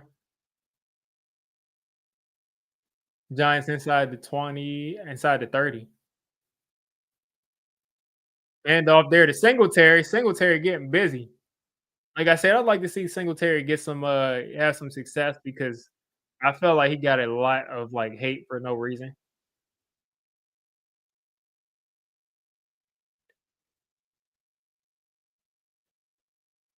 Oh yeah, he's got a concussion.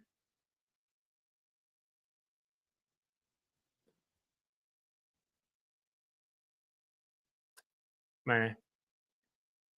Oh man. Yeah, if he's got a concussion, they gotta do what's right and just shut him down for the rest of the season. That's unfortunate.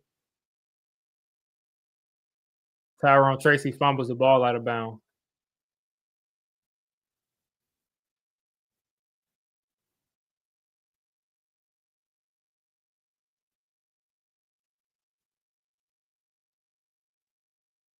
That is so unfortunate, man.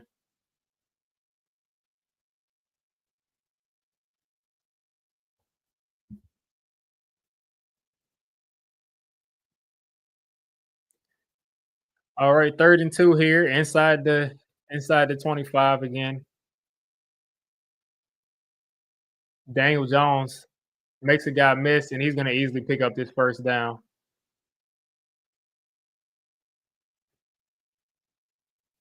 Oh man. Yeah, that's gonna be a second concussion if he's got one, and it's just bad news. That just stinks to hear, man, because you start to think of his long term, you know, that first concussion. I mean, I wouldn't necessarily say it was a bad throw, but this second one, it was definitely because of, you know, it's unfortunate. Like I said, I didn't see the whole play develop, but if he was open and that throw was late, then that is the fault of his quarterback. DJ's got to take off here, get as much as he can. Again, JD Clowney's a hard guy to run around.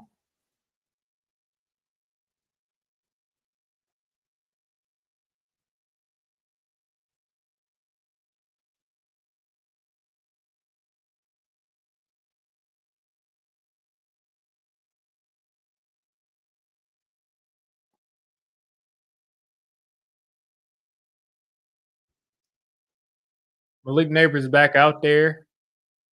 It looks like he doesn't have a concussion. Okay. Looks like he's fine. That's good to hear. 2nd and 7. Hand off to Tracy. Tracy with a head full of steam inside the 3. Tyrone Tracy, man. Let's get it. Malik Neighbors back in the game. Malik Neighbors ran back out there only to be told that all the wide receivers are coming off the field.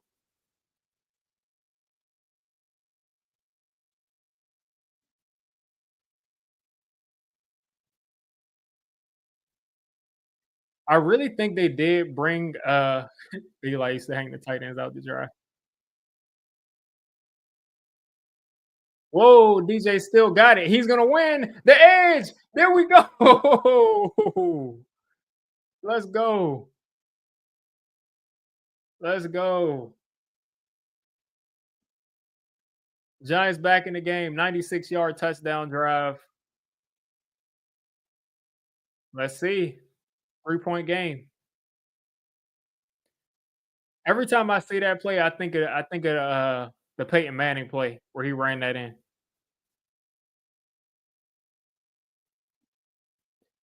Oh man, it looks like the Giants are going to come back and win this game in like the most in like a way that makes us feel unsettled that we didn't really have a good game, but we won.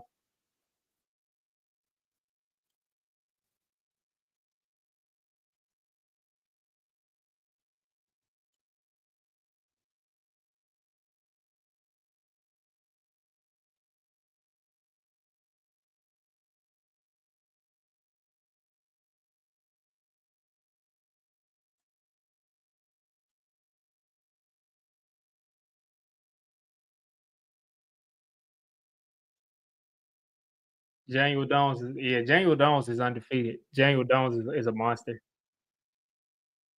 Yeah, DJ is like he's like, listen, we're all gonna go out there and we're all gonna get hurt, like including me. We're all gonna get hurt. Like, can you really get mad at DJ if like he goes out there and he tries to hurt himself too? It's like, I mean, it's not just you I'm trying to hurt. I'm trying to hurt both of us.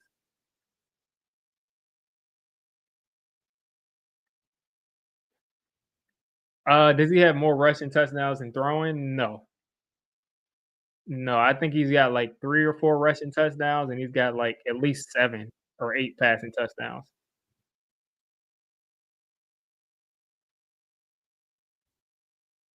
Yeah, he's got 8 passing touchdowns, and he's got, I think, like I said, 4 rushing touchdowns at 3.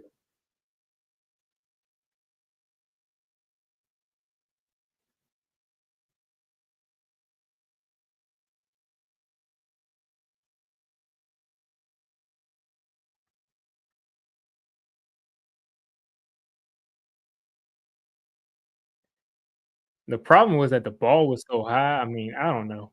Like I said, I wanna see that whole play on the all 22. Um, I wanna see that all 22 of that play where Malik went out because I wanna see if that ball was late or if he just had to make that throw because, I mean, you gotta get your guy the ball downfield.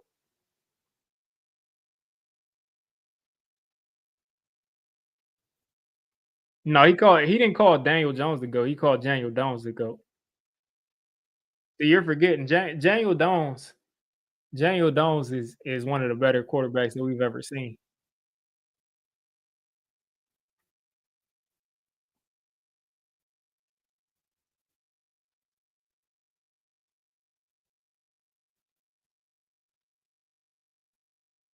Not bad for a fullback. I remember Lamar Jackson said that, "Not bad for a running back." All right, Gano gearing up to kick this off. 3-point game, 8 minutes left. This is the perfect chance for the Panthers to either put this game away or get the Giants a chance to come back and win. I'm never mad when the Giants win, but if we lose, it is what it is. One step closer. But yeah, I'm upset because like if we win this game, I wanted this game to be a week where we could, like, have fun because we're up by, like, 3 touchdowns and we can have fun. But, you know, nothing is ever easy with this guy at quarterback. Nothing is ever easy.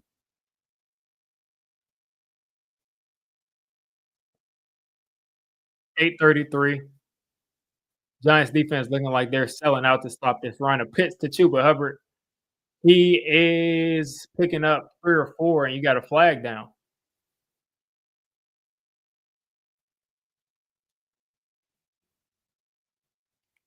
Let's see, because I seen him get away with a couple grabs. Okay. Holding on the offense.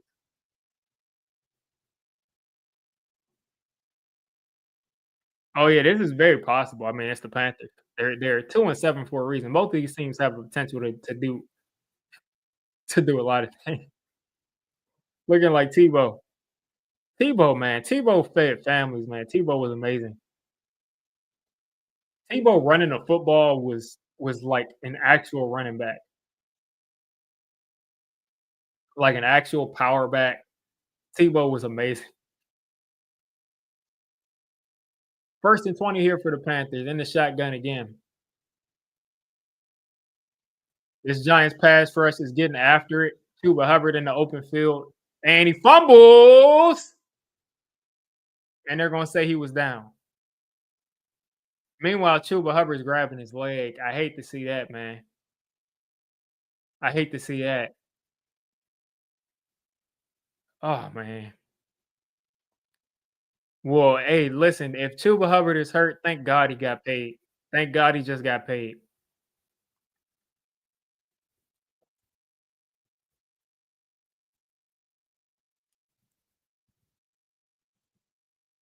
Like, thank God he got paid if he's hurt.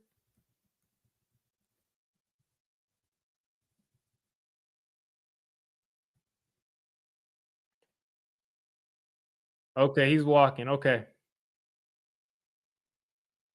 That would be really that'd suck. He just had his best game. It just like he might have tweaked something. And that's definitely a fumble. Look like a horse collar.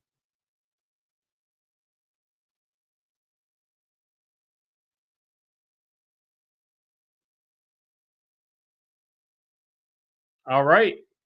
Giants got the football. Game changing play. Game changing play. DJ Pick loading up. Yeah, Andrew Phillips definitely forced that fumble. Oh, that knee bent back crazy, man.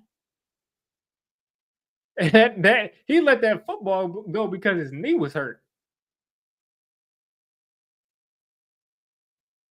Like he let that knee, he let the football go because his knee was hurt.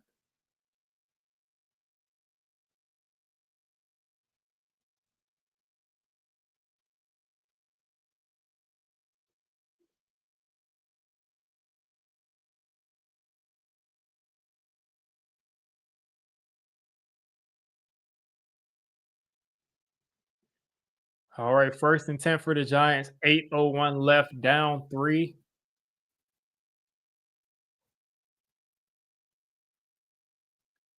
Giants at the Carolina 22, already in field goal range.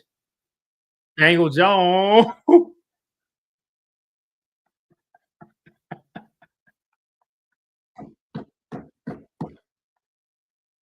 Oh my God, Daniel Jones tried to throw the interception, but they dropped it, and Theo Johnson caught it.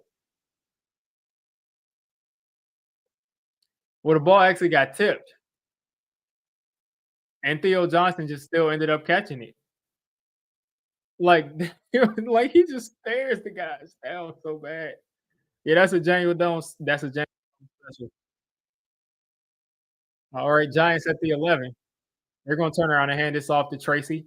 Tracy got space. Tracy's still running forward, and he's got about 4, even though he just got face mask. But we're fine.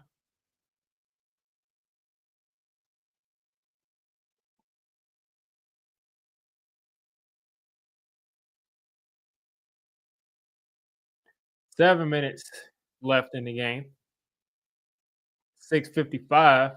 Giants still in the huddle. 18 seconds on the play clock, so they got time.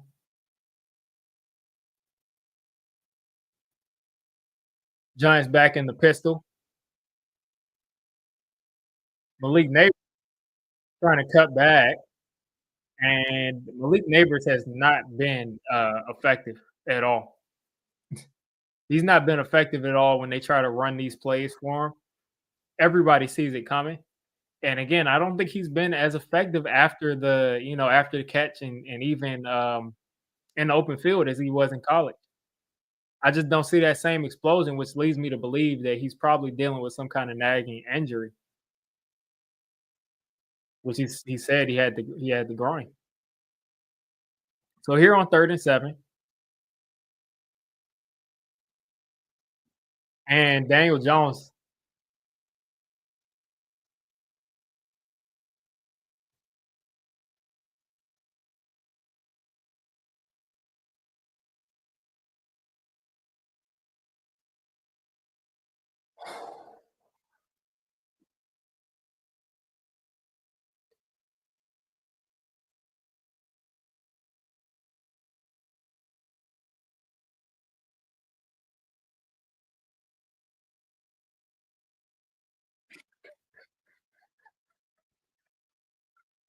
The fact that you're even throwing that is beyond me. Like, the fact that you're even throwing that is beyond me. It's 3rd and 7, buddy, and you're throwing it behind the running back on the check down. Like, it's 3rd and 7, and we're throwing it behind the running back on the check down. It's 3rd and 7, and you're throwing it behind the running back on the check down. I've never seen a guy that goes out and plays football the way that Daniel Jones does. I just can't see I've ever seen a guy like this. Like, yes, Tyrone Tracy dropped it, but you're throwing it behind the running back on the check down on 3rd and 7. You might as well throw the ball away. I mean, I've never seen a guy that plays football the way that Daniel Jones does. I mean, this guy is something else, man. And that was a dumb play too. It hasn't worked all year. It hasn't worked all year.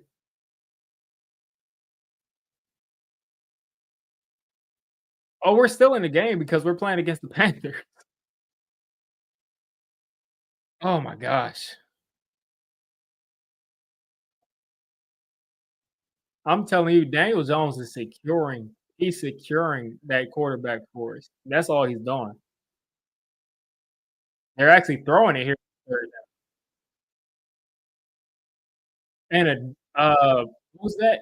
Who's that? Is that was Tyler Nubin right there. Tyler Nubin grabbed that guy big time. Like, Tyler Nubin held that dude. Tyler Nubin held that dude so bad, and they didn't. Bryce Young is, like, upset that he didn't hit that dude, but he didn't even see that his guy got held.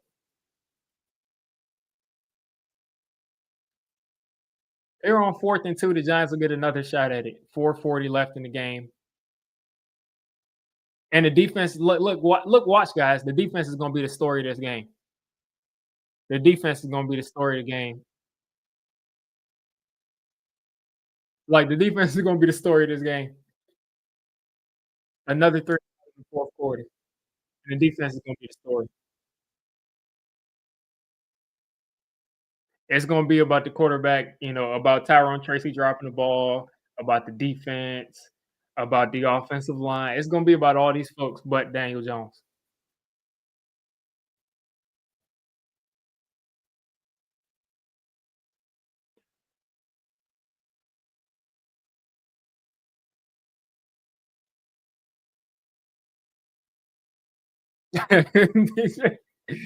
Like, Daniel Jones, they must have told him, "Listen, man, if you lose out, look at all that space there for Tyrone Tracy. Giants might as well just run the ball the rest of this drive."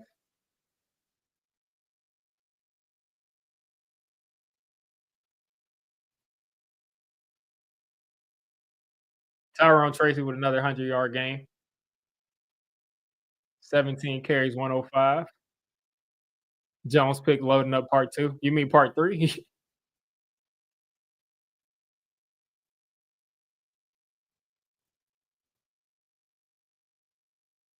Another handoff there.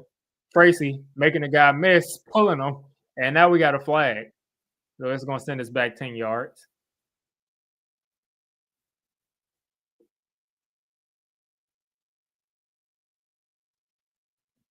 Is he pointing at Evan Neal? Is he pointing at Evan Neal? They're talking to Dable, so who knows what's going on. Offside. Offside.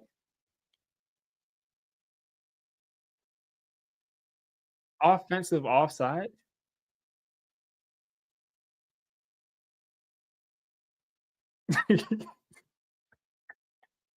Okay. 2nd and 9 here. Daniel Jones got to get the ball out. Got to get the ball out.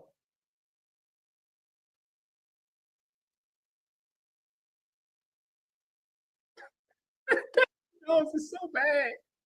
He is so bad. He is so bad. Like this dude is so bad. The ball is on the ground. The ball is on the ground. Like the ball is on the ground.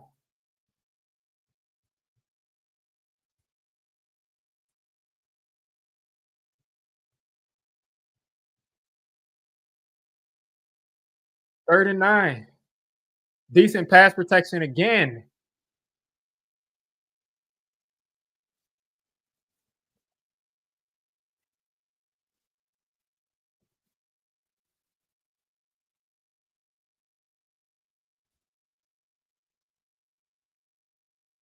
Another ball behind the receiver. And it's like I still have people on Twitter right now responding to me, telling me I don't know football because Daniel Jones is the truth and he's been held back by his team. Like, I just don't understand this. Why are people still on this guy's side? Why are people not even on his side, but why are people still like making excuses?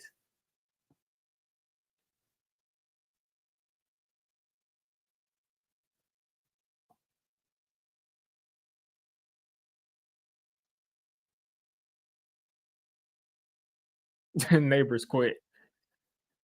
I mean, why do anything but quit?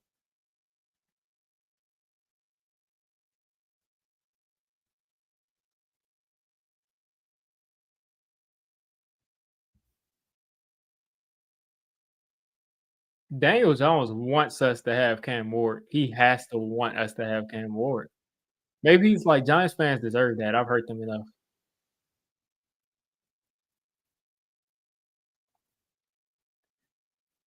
Like, it is just like so abundantly clear that the Giants would be a much better football team with this dude not out there. And we just continue to see these people just say like, "Oh, Daniel Jones is getting screwed. He doesn't have any help. Blah blah blah. This and that. You know, Daniel Jones is the best player on the team." I'm like, "Are you crazy?"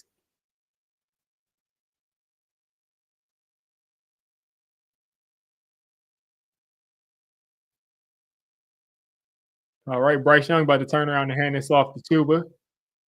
Chuba's cutting back. Chuba's picking up 3.5, 4 yards, first down. 3:20 left, 3:19, 3:18, 3:17. Clock still winding. He can't even warning prime time.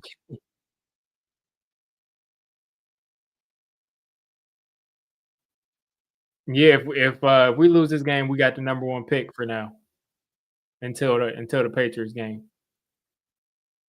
2nd and 7. Bryce Young in the slot.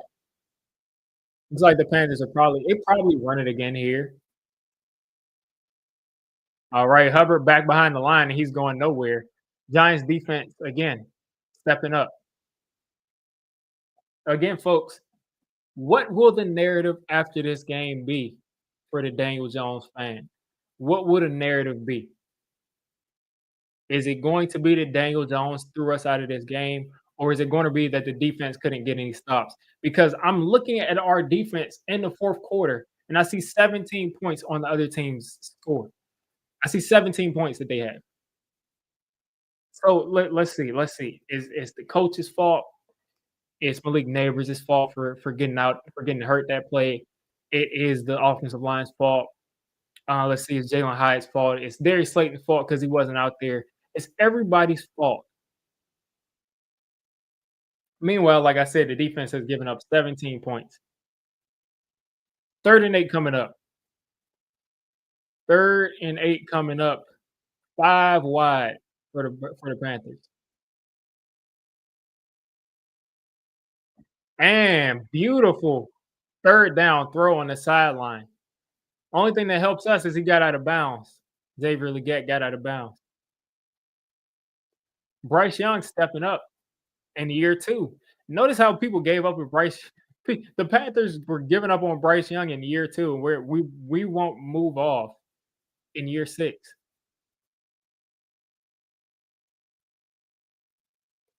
All right, 2:39. Giants have 2 timeouts left, so they have got to force a 3 and out here. They got to get off the field here, or they won't touch the ball again. Brian Burns tackling Tuba Hubbard in the backfield for -2.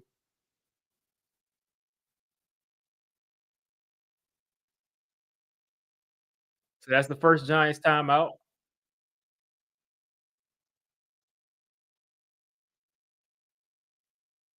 Somebody give Burns the memo. No, Burns is trying to win this game. Burns is trying to win this game because it's against his old team.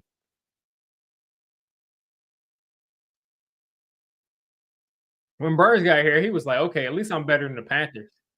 Like wherever I get traded to, it's an upgrade." And now he's like, "Man, like I might as well stayed on the Panthers if I was going to lose all these games."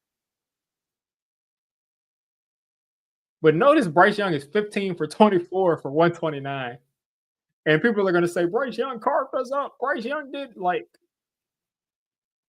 he's 15 for 24 for 129. 2:37 left in the game. Hand off to Chuba. Chuba's going nowhere, and the Giants will probably take their last time out. So 2:33 left. Another 3rd down. Put it in Bryce Young's hand again. Put it in his hands again, and let's see what we get.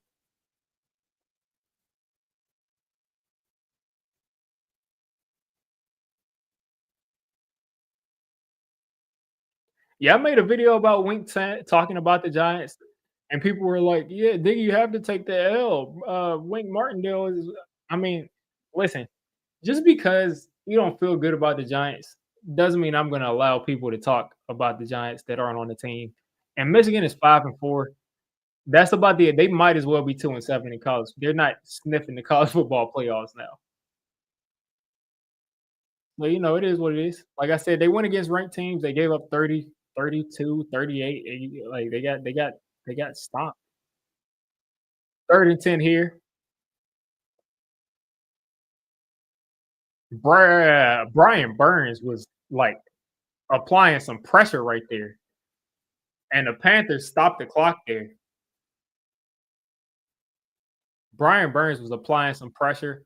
I think that was Dex too, and it caused that throw to be an errant throw. So the Giants and Daniel Jones will get one more chance.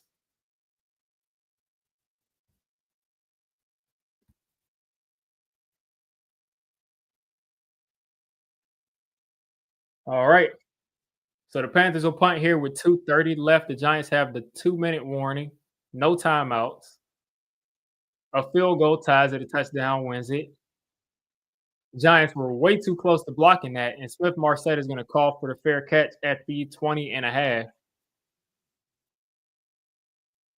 They're going to give him the 22.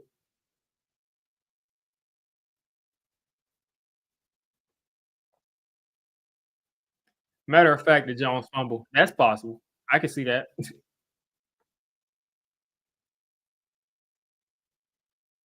2:23. 2-minute warning, no timeouts.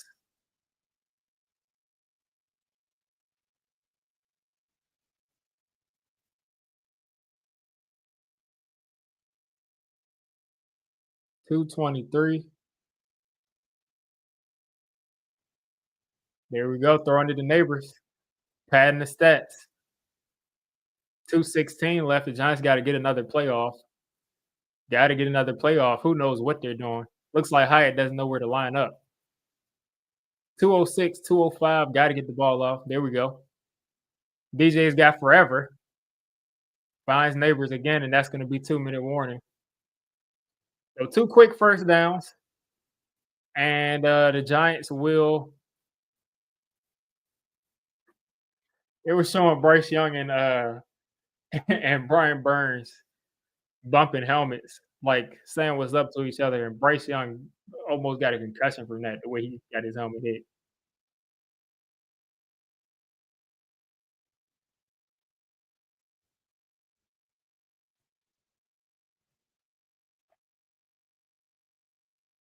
Jeff Swartz on there. Jeff Swartz deleted his tweet. Oh my gosh. Jeff Swartz put out a tweet saying that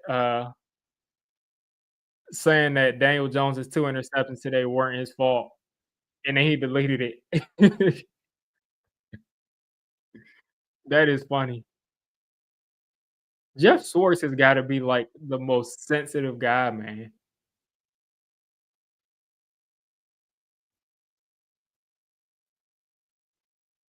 Like that dude is so sensitive on Twitter. He deleted his tweet because all the backlash he got.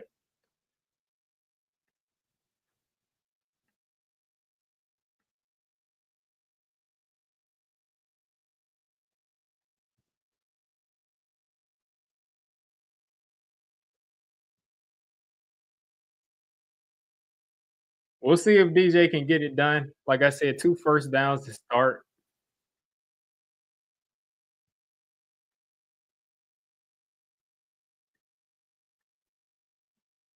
And we start Drew Lock and see how he plays. That would make sense, but we're just going off of the vibes. We're just chilling. We're just we're just vibing.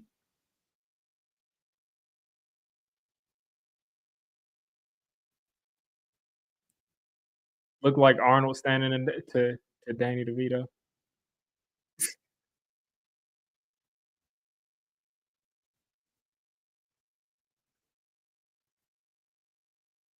85-15 Phils. Place your bet. DJ will drive down the field, but will throw the pick in the red zone. That is on brand. Let's see. Here we go. DJ is going to throw an interception like he always does.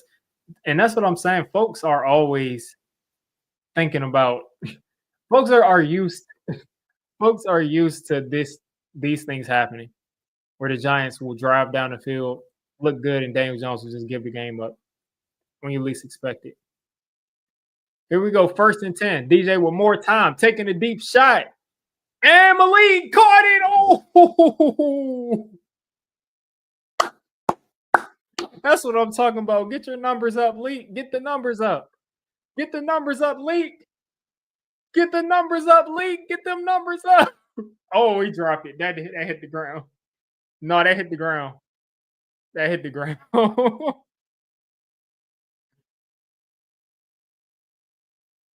No, they hit the ground. Oh man.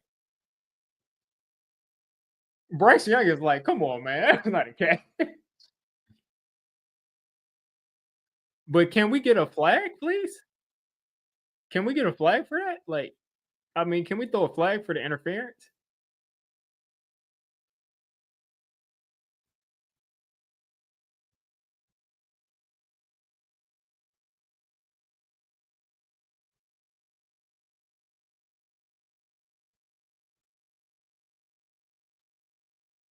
I mean, can we get a flag for that interference though? Yeah, that was a nice throw. And he definitely got interfered with.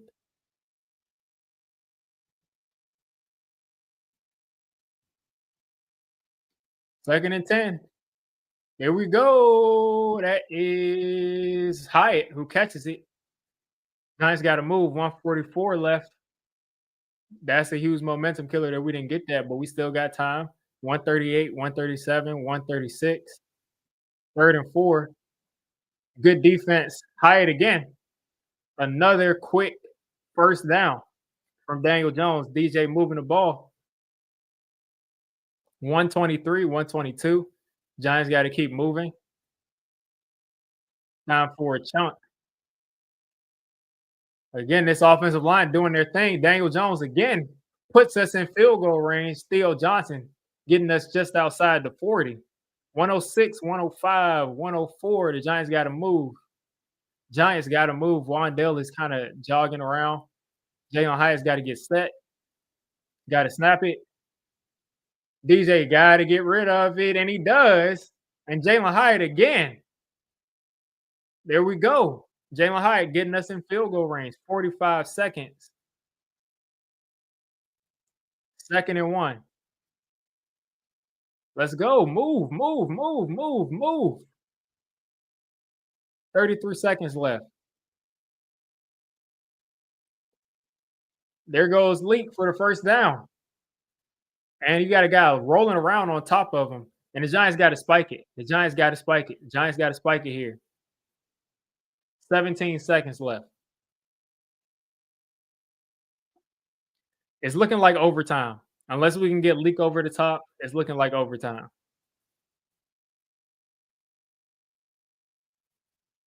Looking like overtime.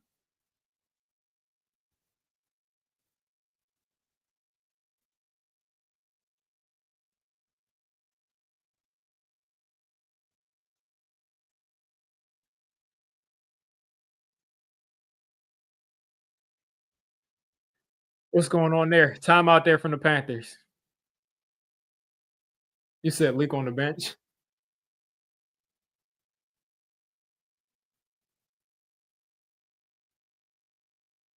Yeah, Leak is gonna come back in definitely.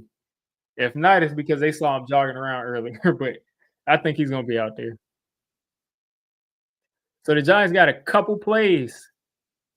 How much y'all want to bet Daniel Jones is gonna turn the ball over? How much do y'all want to bet Daniel Jones will turn this football over?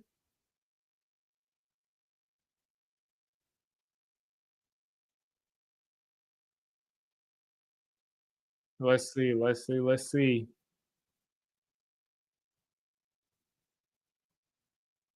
17 seconds just inside the 30. DJ's got to get rid of it. Gets it to Johnson, gets out of bounds. 12 seconds left. Giants got one more play probably to go at the end zone. If not, this is going to be in Gano's hand to get us to overtime.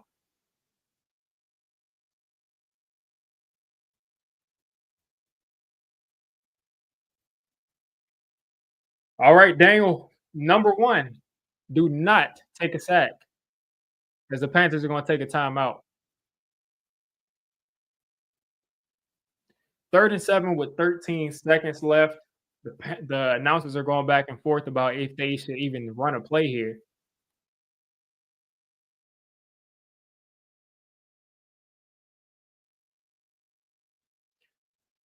I think you try to see if you can get something to the end zone.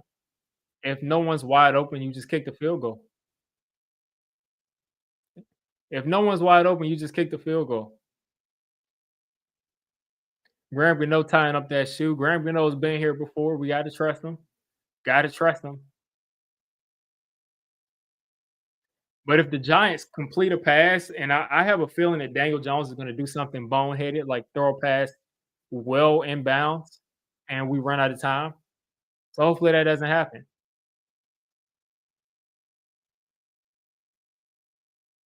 There we go. Throws it away. That's the best decision that Daniel Jones has made all day. That's the best decision he's made all day. That's the best decision Daniel Jones made all day.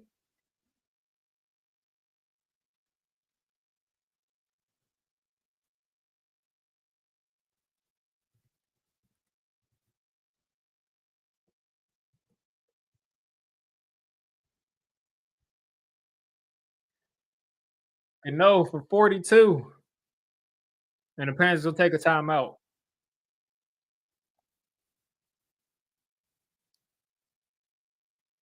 All right, so the Panthers just took a timeout. Gano is going to line this up.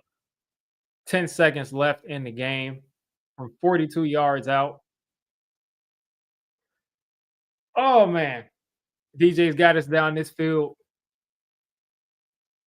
I'm so used to this dude making a mistake. He finally threw the ball away, gave us a fighting chance to kick this ball out from 42. Graham Gano missed the first one today. He's got to make this one, and it's through the middle. Giants going to overtime. Giants going to overtime. Going to overtime.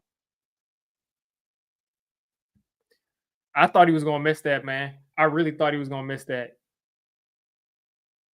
I really thought he was going to miss that.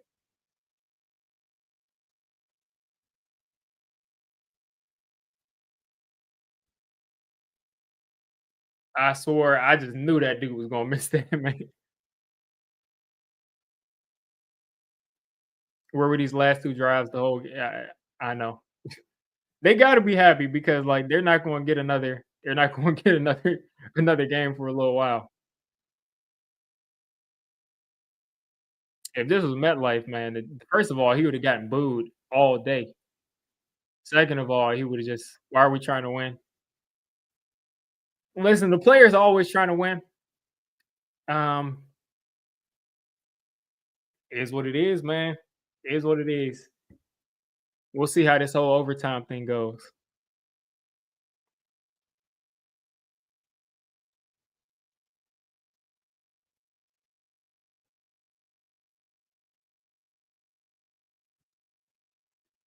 I mean, I think we're all there. We all want to win because we're Giants fans, but we all want that pick. So, 5 seconds, 4 seconds, 3 seconds, 2 seconds, and he's gonna go down. Giants gotta go into, overtime. Daniel Donuts.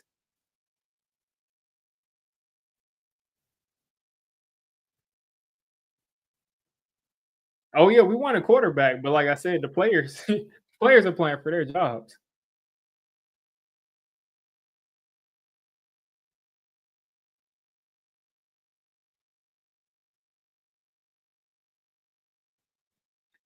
1 10-minute period, touchdown or safety wins the game. If scores tied after each possession, field goal wins the game. No coaches challenges, all reviews, same old rules overtime. Y'all think we'll get a tie? Y'all think we'll get a tie? What if we get a tie?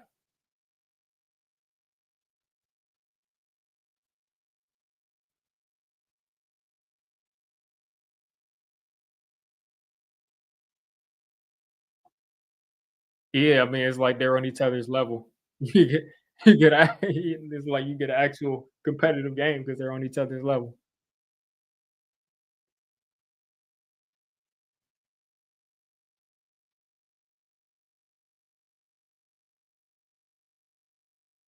And the funny thing is Daniel Jones is a Panthers fan. Like, he grew up a Panthers fan too, so, like, who knows how he's feeling about this game? Which is crazy because, like, even as a player, I just, like if I was a player and I got drafted by, like, the Eagles or something, I just wouldn't be able to hate the Giants, and I wouldn't be able to, like I mean, I would take that paycheck, so I would like the Eagles because they would be paying me millions of dollars, but I wouldn't like their fans.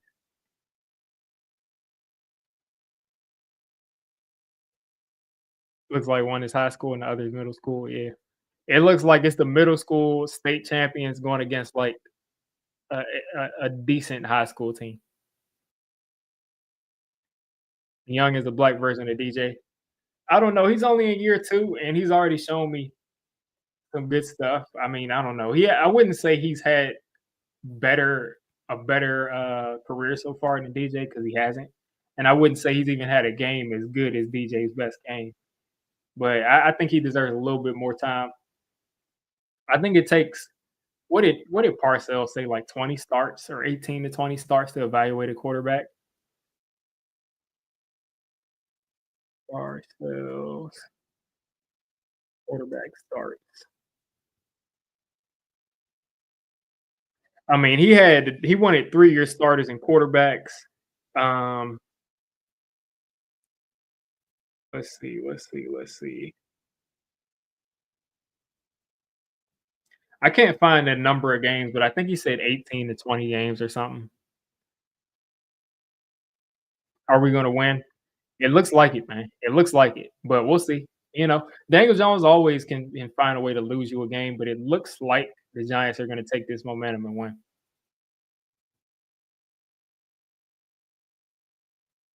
I know Slay is sick that he didn't get to go to Germany for free. Like, I know Slay is sick that he's at home watching it on his TV instead of in Germany. He gets 1 more year. Oh, man. 6 long years is crazy. See, people don't understand how long 6 years are. Like, 6 years is the difference between, like, someone being let's see. 14 is when you get to high school. 13 or 14 when you get to high school. So, subtracting 6 from 13 is what, a 7-year-old? A 7-year-old versus a high schooler is a 6-year difference developmentally. So just think about how long 6 years are. Like, people are right now, like, coherent adults that were kids, that were high school kids when Daniel Jones got drafted. When Daniel Jones got drafted, I was in college, and now, like, I'm a complete adult. Crazy stuff, man. Eric Gray, I thought Eric Gray was gonna do it for us. I thought Eric Gray was gonna come out and your 6 years is a mess. It is, man. It is. No, literally. I legitimately it wasn't all through that entire 6 years, but I got 2 degrees in the last 6 years. I didn't start 2 degrees, but I got 2 degrees in the last 6 years since Daniel Jones has been there.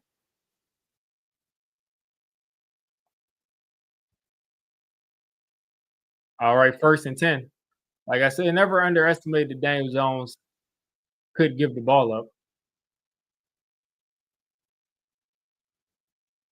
Oh, Tracy fumbled.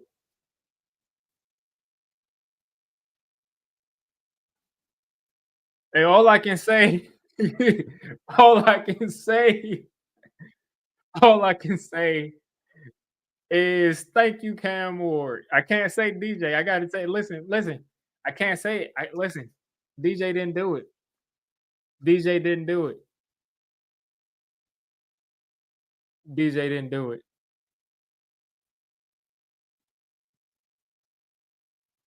He was holding that ball a little bit too close, too loose, man. He was holding it all the way out here, man. Like you gotta hold that ball tight in the pocket. But listen, I'll take listen, Cam Ward, one step closer to Cam Ward. Ashawn Robinson. Shout out to Ashawn. Shout out to Ashawn Robinson.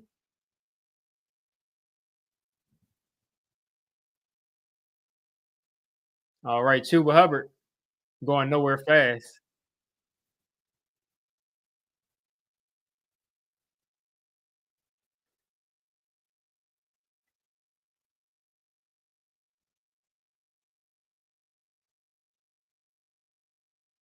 People aren't here celebrating the Tracy fumble. Like people are out there saying, Tracy, let's go. Like if you were not watching this game, you would think that Tracy just ran for like the game winning touchdown. All right. Giants defense got to keep locking in. They cannot throw this football. Another handoff to Chuba, who's going to run forward for about 2 yards.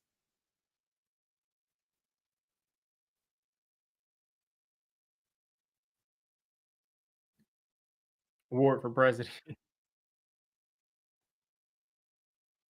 Shout out to Ashawn. Ashawn Robinson knows the what we've had to deal with as Giants fans.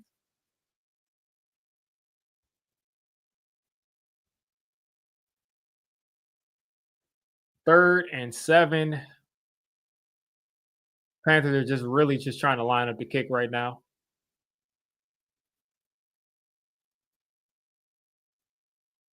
Chuba Hubbard picking up a yard and a half. And again, this is going to be the defenses. This is going to be on the defense and Tyrone Tracy. All- Here we are again in overtime. 4th and 5. Tyrone Tracy fumbled the ball on the opening on the opening play of this of overtime. He's on the sideline crying into his hands. You got the Panthers kicker lining up to kick this field goal, and the Giants are icing them. So again, folks, I want you to think about this. I want you to think about this long and hard. That the Giants defense and Tyrone Tracy are going to get blamed for this game. Just the way that we can shift blame off of DJ when it's convenient is the same way we can do it for others. But anyway, we're lining up to kick this. They're lining up to kick this kick to beat the Giants. 36-yarder. This should be a chip shot. Only thing that'll stop this is the Giants blocking this or him just completely choking. 2-2-7 games. He's lining it up. It's a chip shot. And it is right down the middle. It's right down the middle. The Giants have just lost to the Panthers. The coach just threw the towel over Tyrone Tracy's head. He is sobbing into his gloves. He won't never say again. He was holding the ball way out here, but the Giants have lost to the Panthers. The Panthers. We just lost to the Panthers. And you realize, folks, Daniel Jones at every opportunity in the first half and the second half. I won't say that because he came through at the end of the game in the second half, but most of the for the first 3 quarters, every opportunity this dude had to break the game open and to score and to get in the end zone, he couldn't take advantage. Again, Tyrone Tracy is sick right now. He's sick because he fumbled this ball when the Giants had all the momentum in the world. He was trying to make something happen and he just couldn't get it done. But he's a rookie, and we're one step closer to Cam Ward. We're one step closer to Cam Ward. I'm not happy that we lost, but I am happy that we're one step closer to Cam Ward. And I rooted for this team to win this whole game. I was trying to pull out for a win. I was trying to get that win, but we just couldn't do it. Couldn't do it. Again, let let's take a 50,000 foot view. Take a look at some of these numbers. Giants won the time possession once again by 7 minutes, won the total yards, won the passing yards, lost the rushing yards by what 11. Um, 10 penalties for the Panthers. Horrible penalties for the Panthers. 10 penalties for the Panthers. Um, 2 sacks for the Giants. We got sacked twice, and we sacked Bryce Young once. Bryce Young had a solid game as far as getting the ball out, and we ran almost 20 more plays than the Panthers. So that just goes to show you that this offense once again held the ball for a majority of the game and didn't do much with it. Now, again, Tyrone Tracy, if he doesn't fumble, we probably do come out and win this game. We probably do. But I got to look at the guy who's a vet on the team, who's 6 years in, who showed up in the fourth quarter. For some reason, showed up in the fourth quarter, but not even the full fourth quarter. In the last bit of the fourth quarter, he showed up, and we're looking at it where this guy could have very well beat this team, and 2 bad interceptions. And some people are going to say, it is what it is. The first interception, I won't say is a bad interception because he just couldn't get the ball around JD Clowney. I mean, that's fine, whatever. But the second interception, you're throwing the ball behind Tyrone Tracy on a 3rd and long. Why are you throwing the ball behind on a check down? I mean, 3rd and 1 in their territory. Malik Neighbors and Wandale Robinson are running wide open on that flea flicker, and he just holds on to the ball. Malik Neighbors wide open on a comeback. He just holds on to the ball. Malik Neighbors almost gets taken out of the game because he's late on a crosser. And I know some people are already typing, you're just blaming Daniel Jones, lazy. Like, my thing is, we're 6 games in. The Panthers defense is the worst defense in the league statistically. And we just allowed them to hold us to 17 points. It should not have gone to overtime. It should not have gone to overtime. And when I look at the game and when I look at how the game flowed, Daniel Jones, every single time that this Giants team was about to get into a rhythm to make something happen, it was a Giants turnover.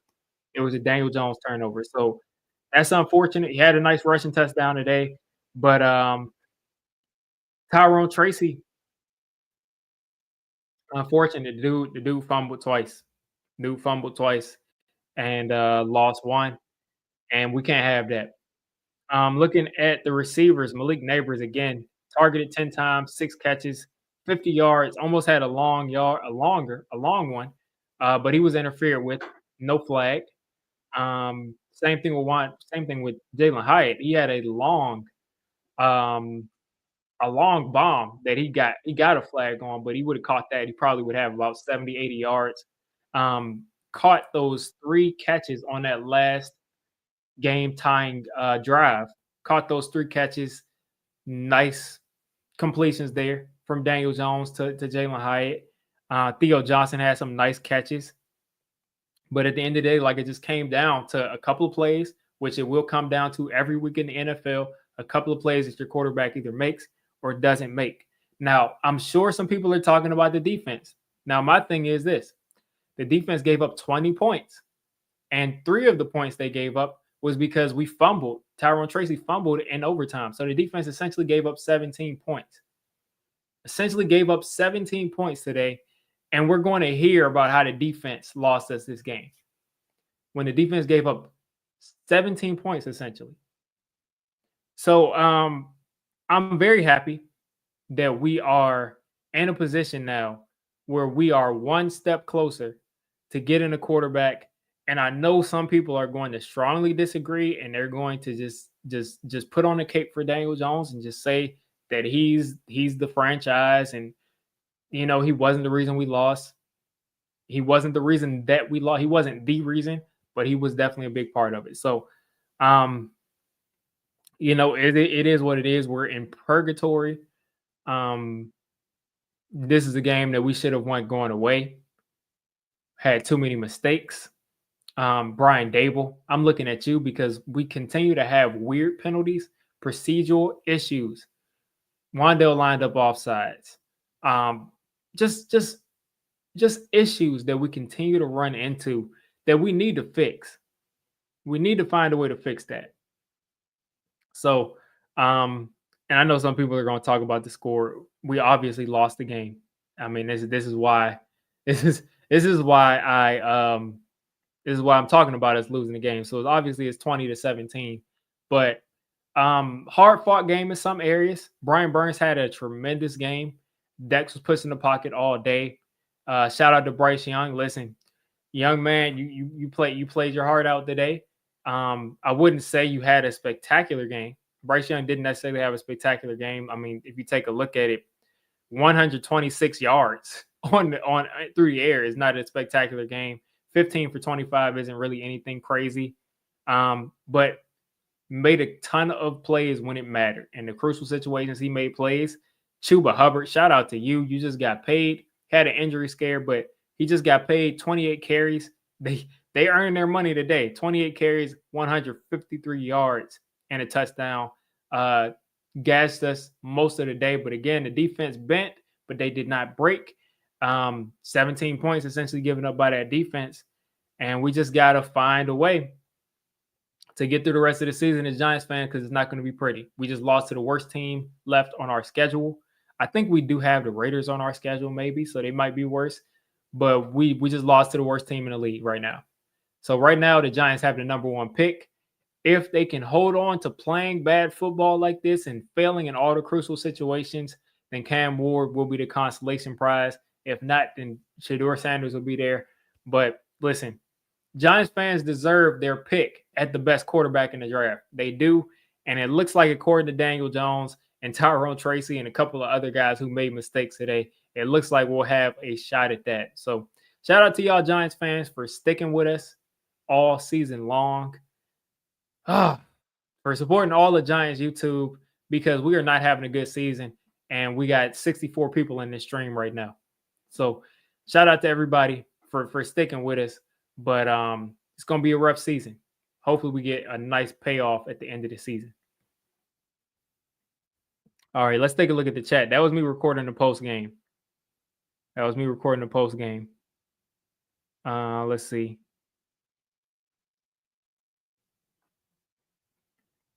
This guy, I was taking bets. All right.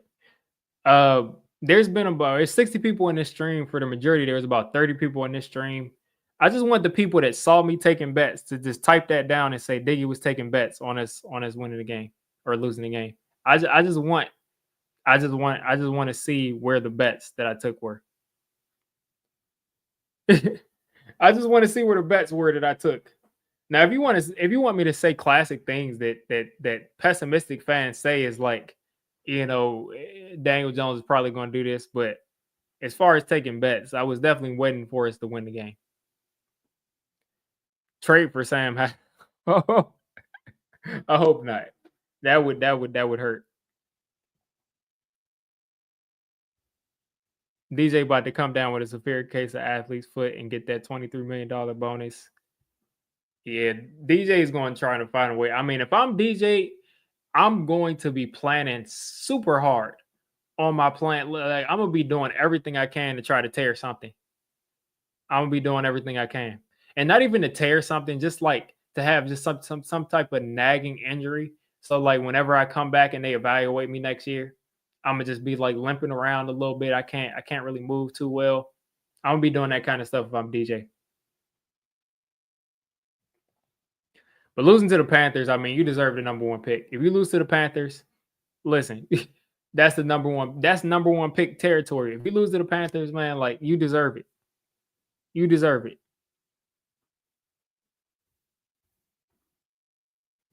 You deserve it. You said the number one pick is hellaciously overrated. Not if you get the number one quarterback in the draft with a good coaching staff. I don't think it's overrated.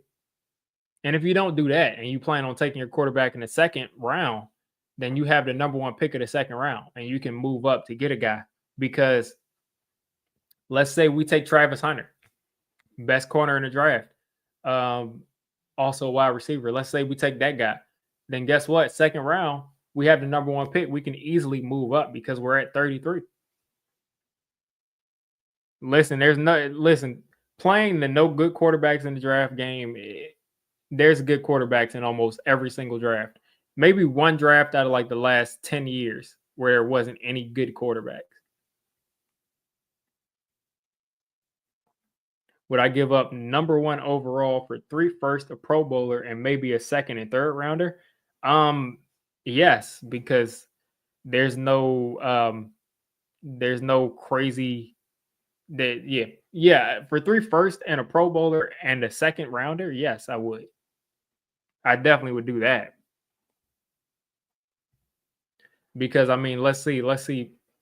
What would the Pro Bowler be? Who would it be? It would depend on what position. Let's say we got Pat Surtain, 3 first rounders, and a second rounder. I mean, that's of course I'd do that because I can get my quarterback in the second round. And I can probably trade the second rounder that I get to get back into like pick 10 or pick 15.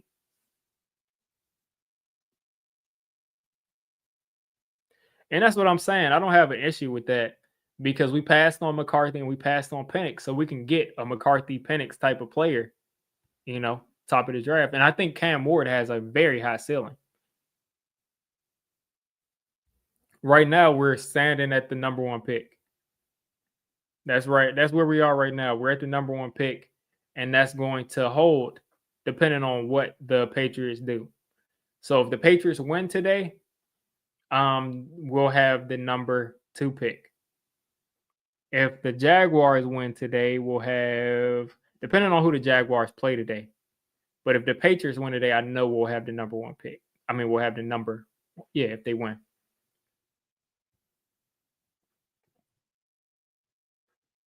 Cam Ward doesn't pass the name test?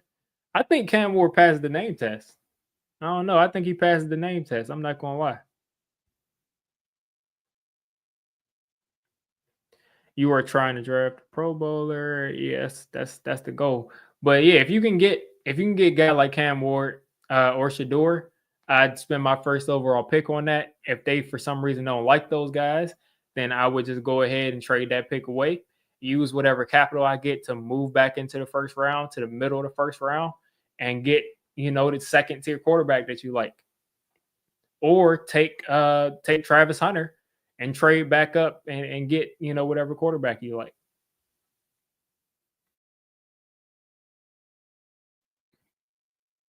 I'm interested to see where Travis Hunter is going to play though, and it's 1 o'clock. We got the 1 o'clock game started. Let's see. The Patriots are playing. They're playing the Bears, so the Patriots could win this game. It's possible. Drake May and Caleb Williams going at it. That's good TV. I might watch that. Giants have never picked number one. Yeah, we probably still won't pick number one because they always find a way to get out of it. You don't want to root for Travis Hunter and the Giants.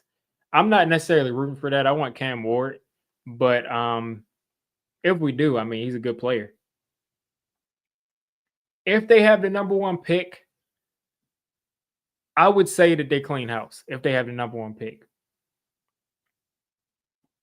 like if they have the number one pick, I would say that they clean house, because just think about it. I mean, having a number one pick is very difficult to justify after you didn't make the playoffs the first year. Now, you did win Coach of the Year the first year. The rookie class looks pretty decent, but it's just, who knows? Who knows? I think it just depends on how the rest of the team besides Daniel Jones looks. So we'll find out. All right, folks. Now, I'm going to pull up the rest of the Giants schedule, and we are going to take a look at where the wins are going to come from or where they're not going to come from.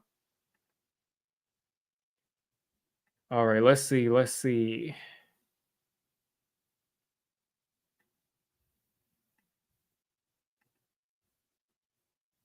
Share screen. Tabs. Where are the tabs? Where are the tabs? Where is the Giant schedule? Okay, bet. Okay. Giants Panthers just lost. Buccaneers are next. They're in 2 weeks because we got the bye. So Buccaneers, are we winning that game? I doubt it. Cowboys, that could be a win. Saints, that's possibly a win, but you never know. So these are two possible wins right here. Other than that, I don't see any wins. The Ravens, absolutely not. The Falcons, I've been debating if I want to go to that game because I'm down here in Falcons territory. I see that being a win for us. Then the Colts, I see that being a loss for us. I'm saying the Colts, that could be a win. So we have 3 possible wins on the schedule. That'll put us at 5 wins if we win every single possible win here. So that means that we probably win 1 out of the 3 possible win games. So that'll put us at 3 and 15? 3 and 14? 3 and 14. So, we'll find out. But I really see a loss here. Probably a win here. I don't know. Probably a loss here. Because what's the difference between Cooper Rush and Bryce Young with the Cowboys team? So probably a loss here, win there, loss. Because, yeah, Joe Flacco's playing on the Colts now. So this is a loss. The Colts is a loss. So, yeah, I think that's reasonable to expect us to win 1 more game this year. Shador gives you Tebow vibes. Elaborate on that. I need you to elaborate on that because I don't see Tebow anywhere.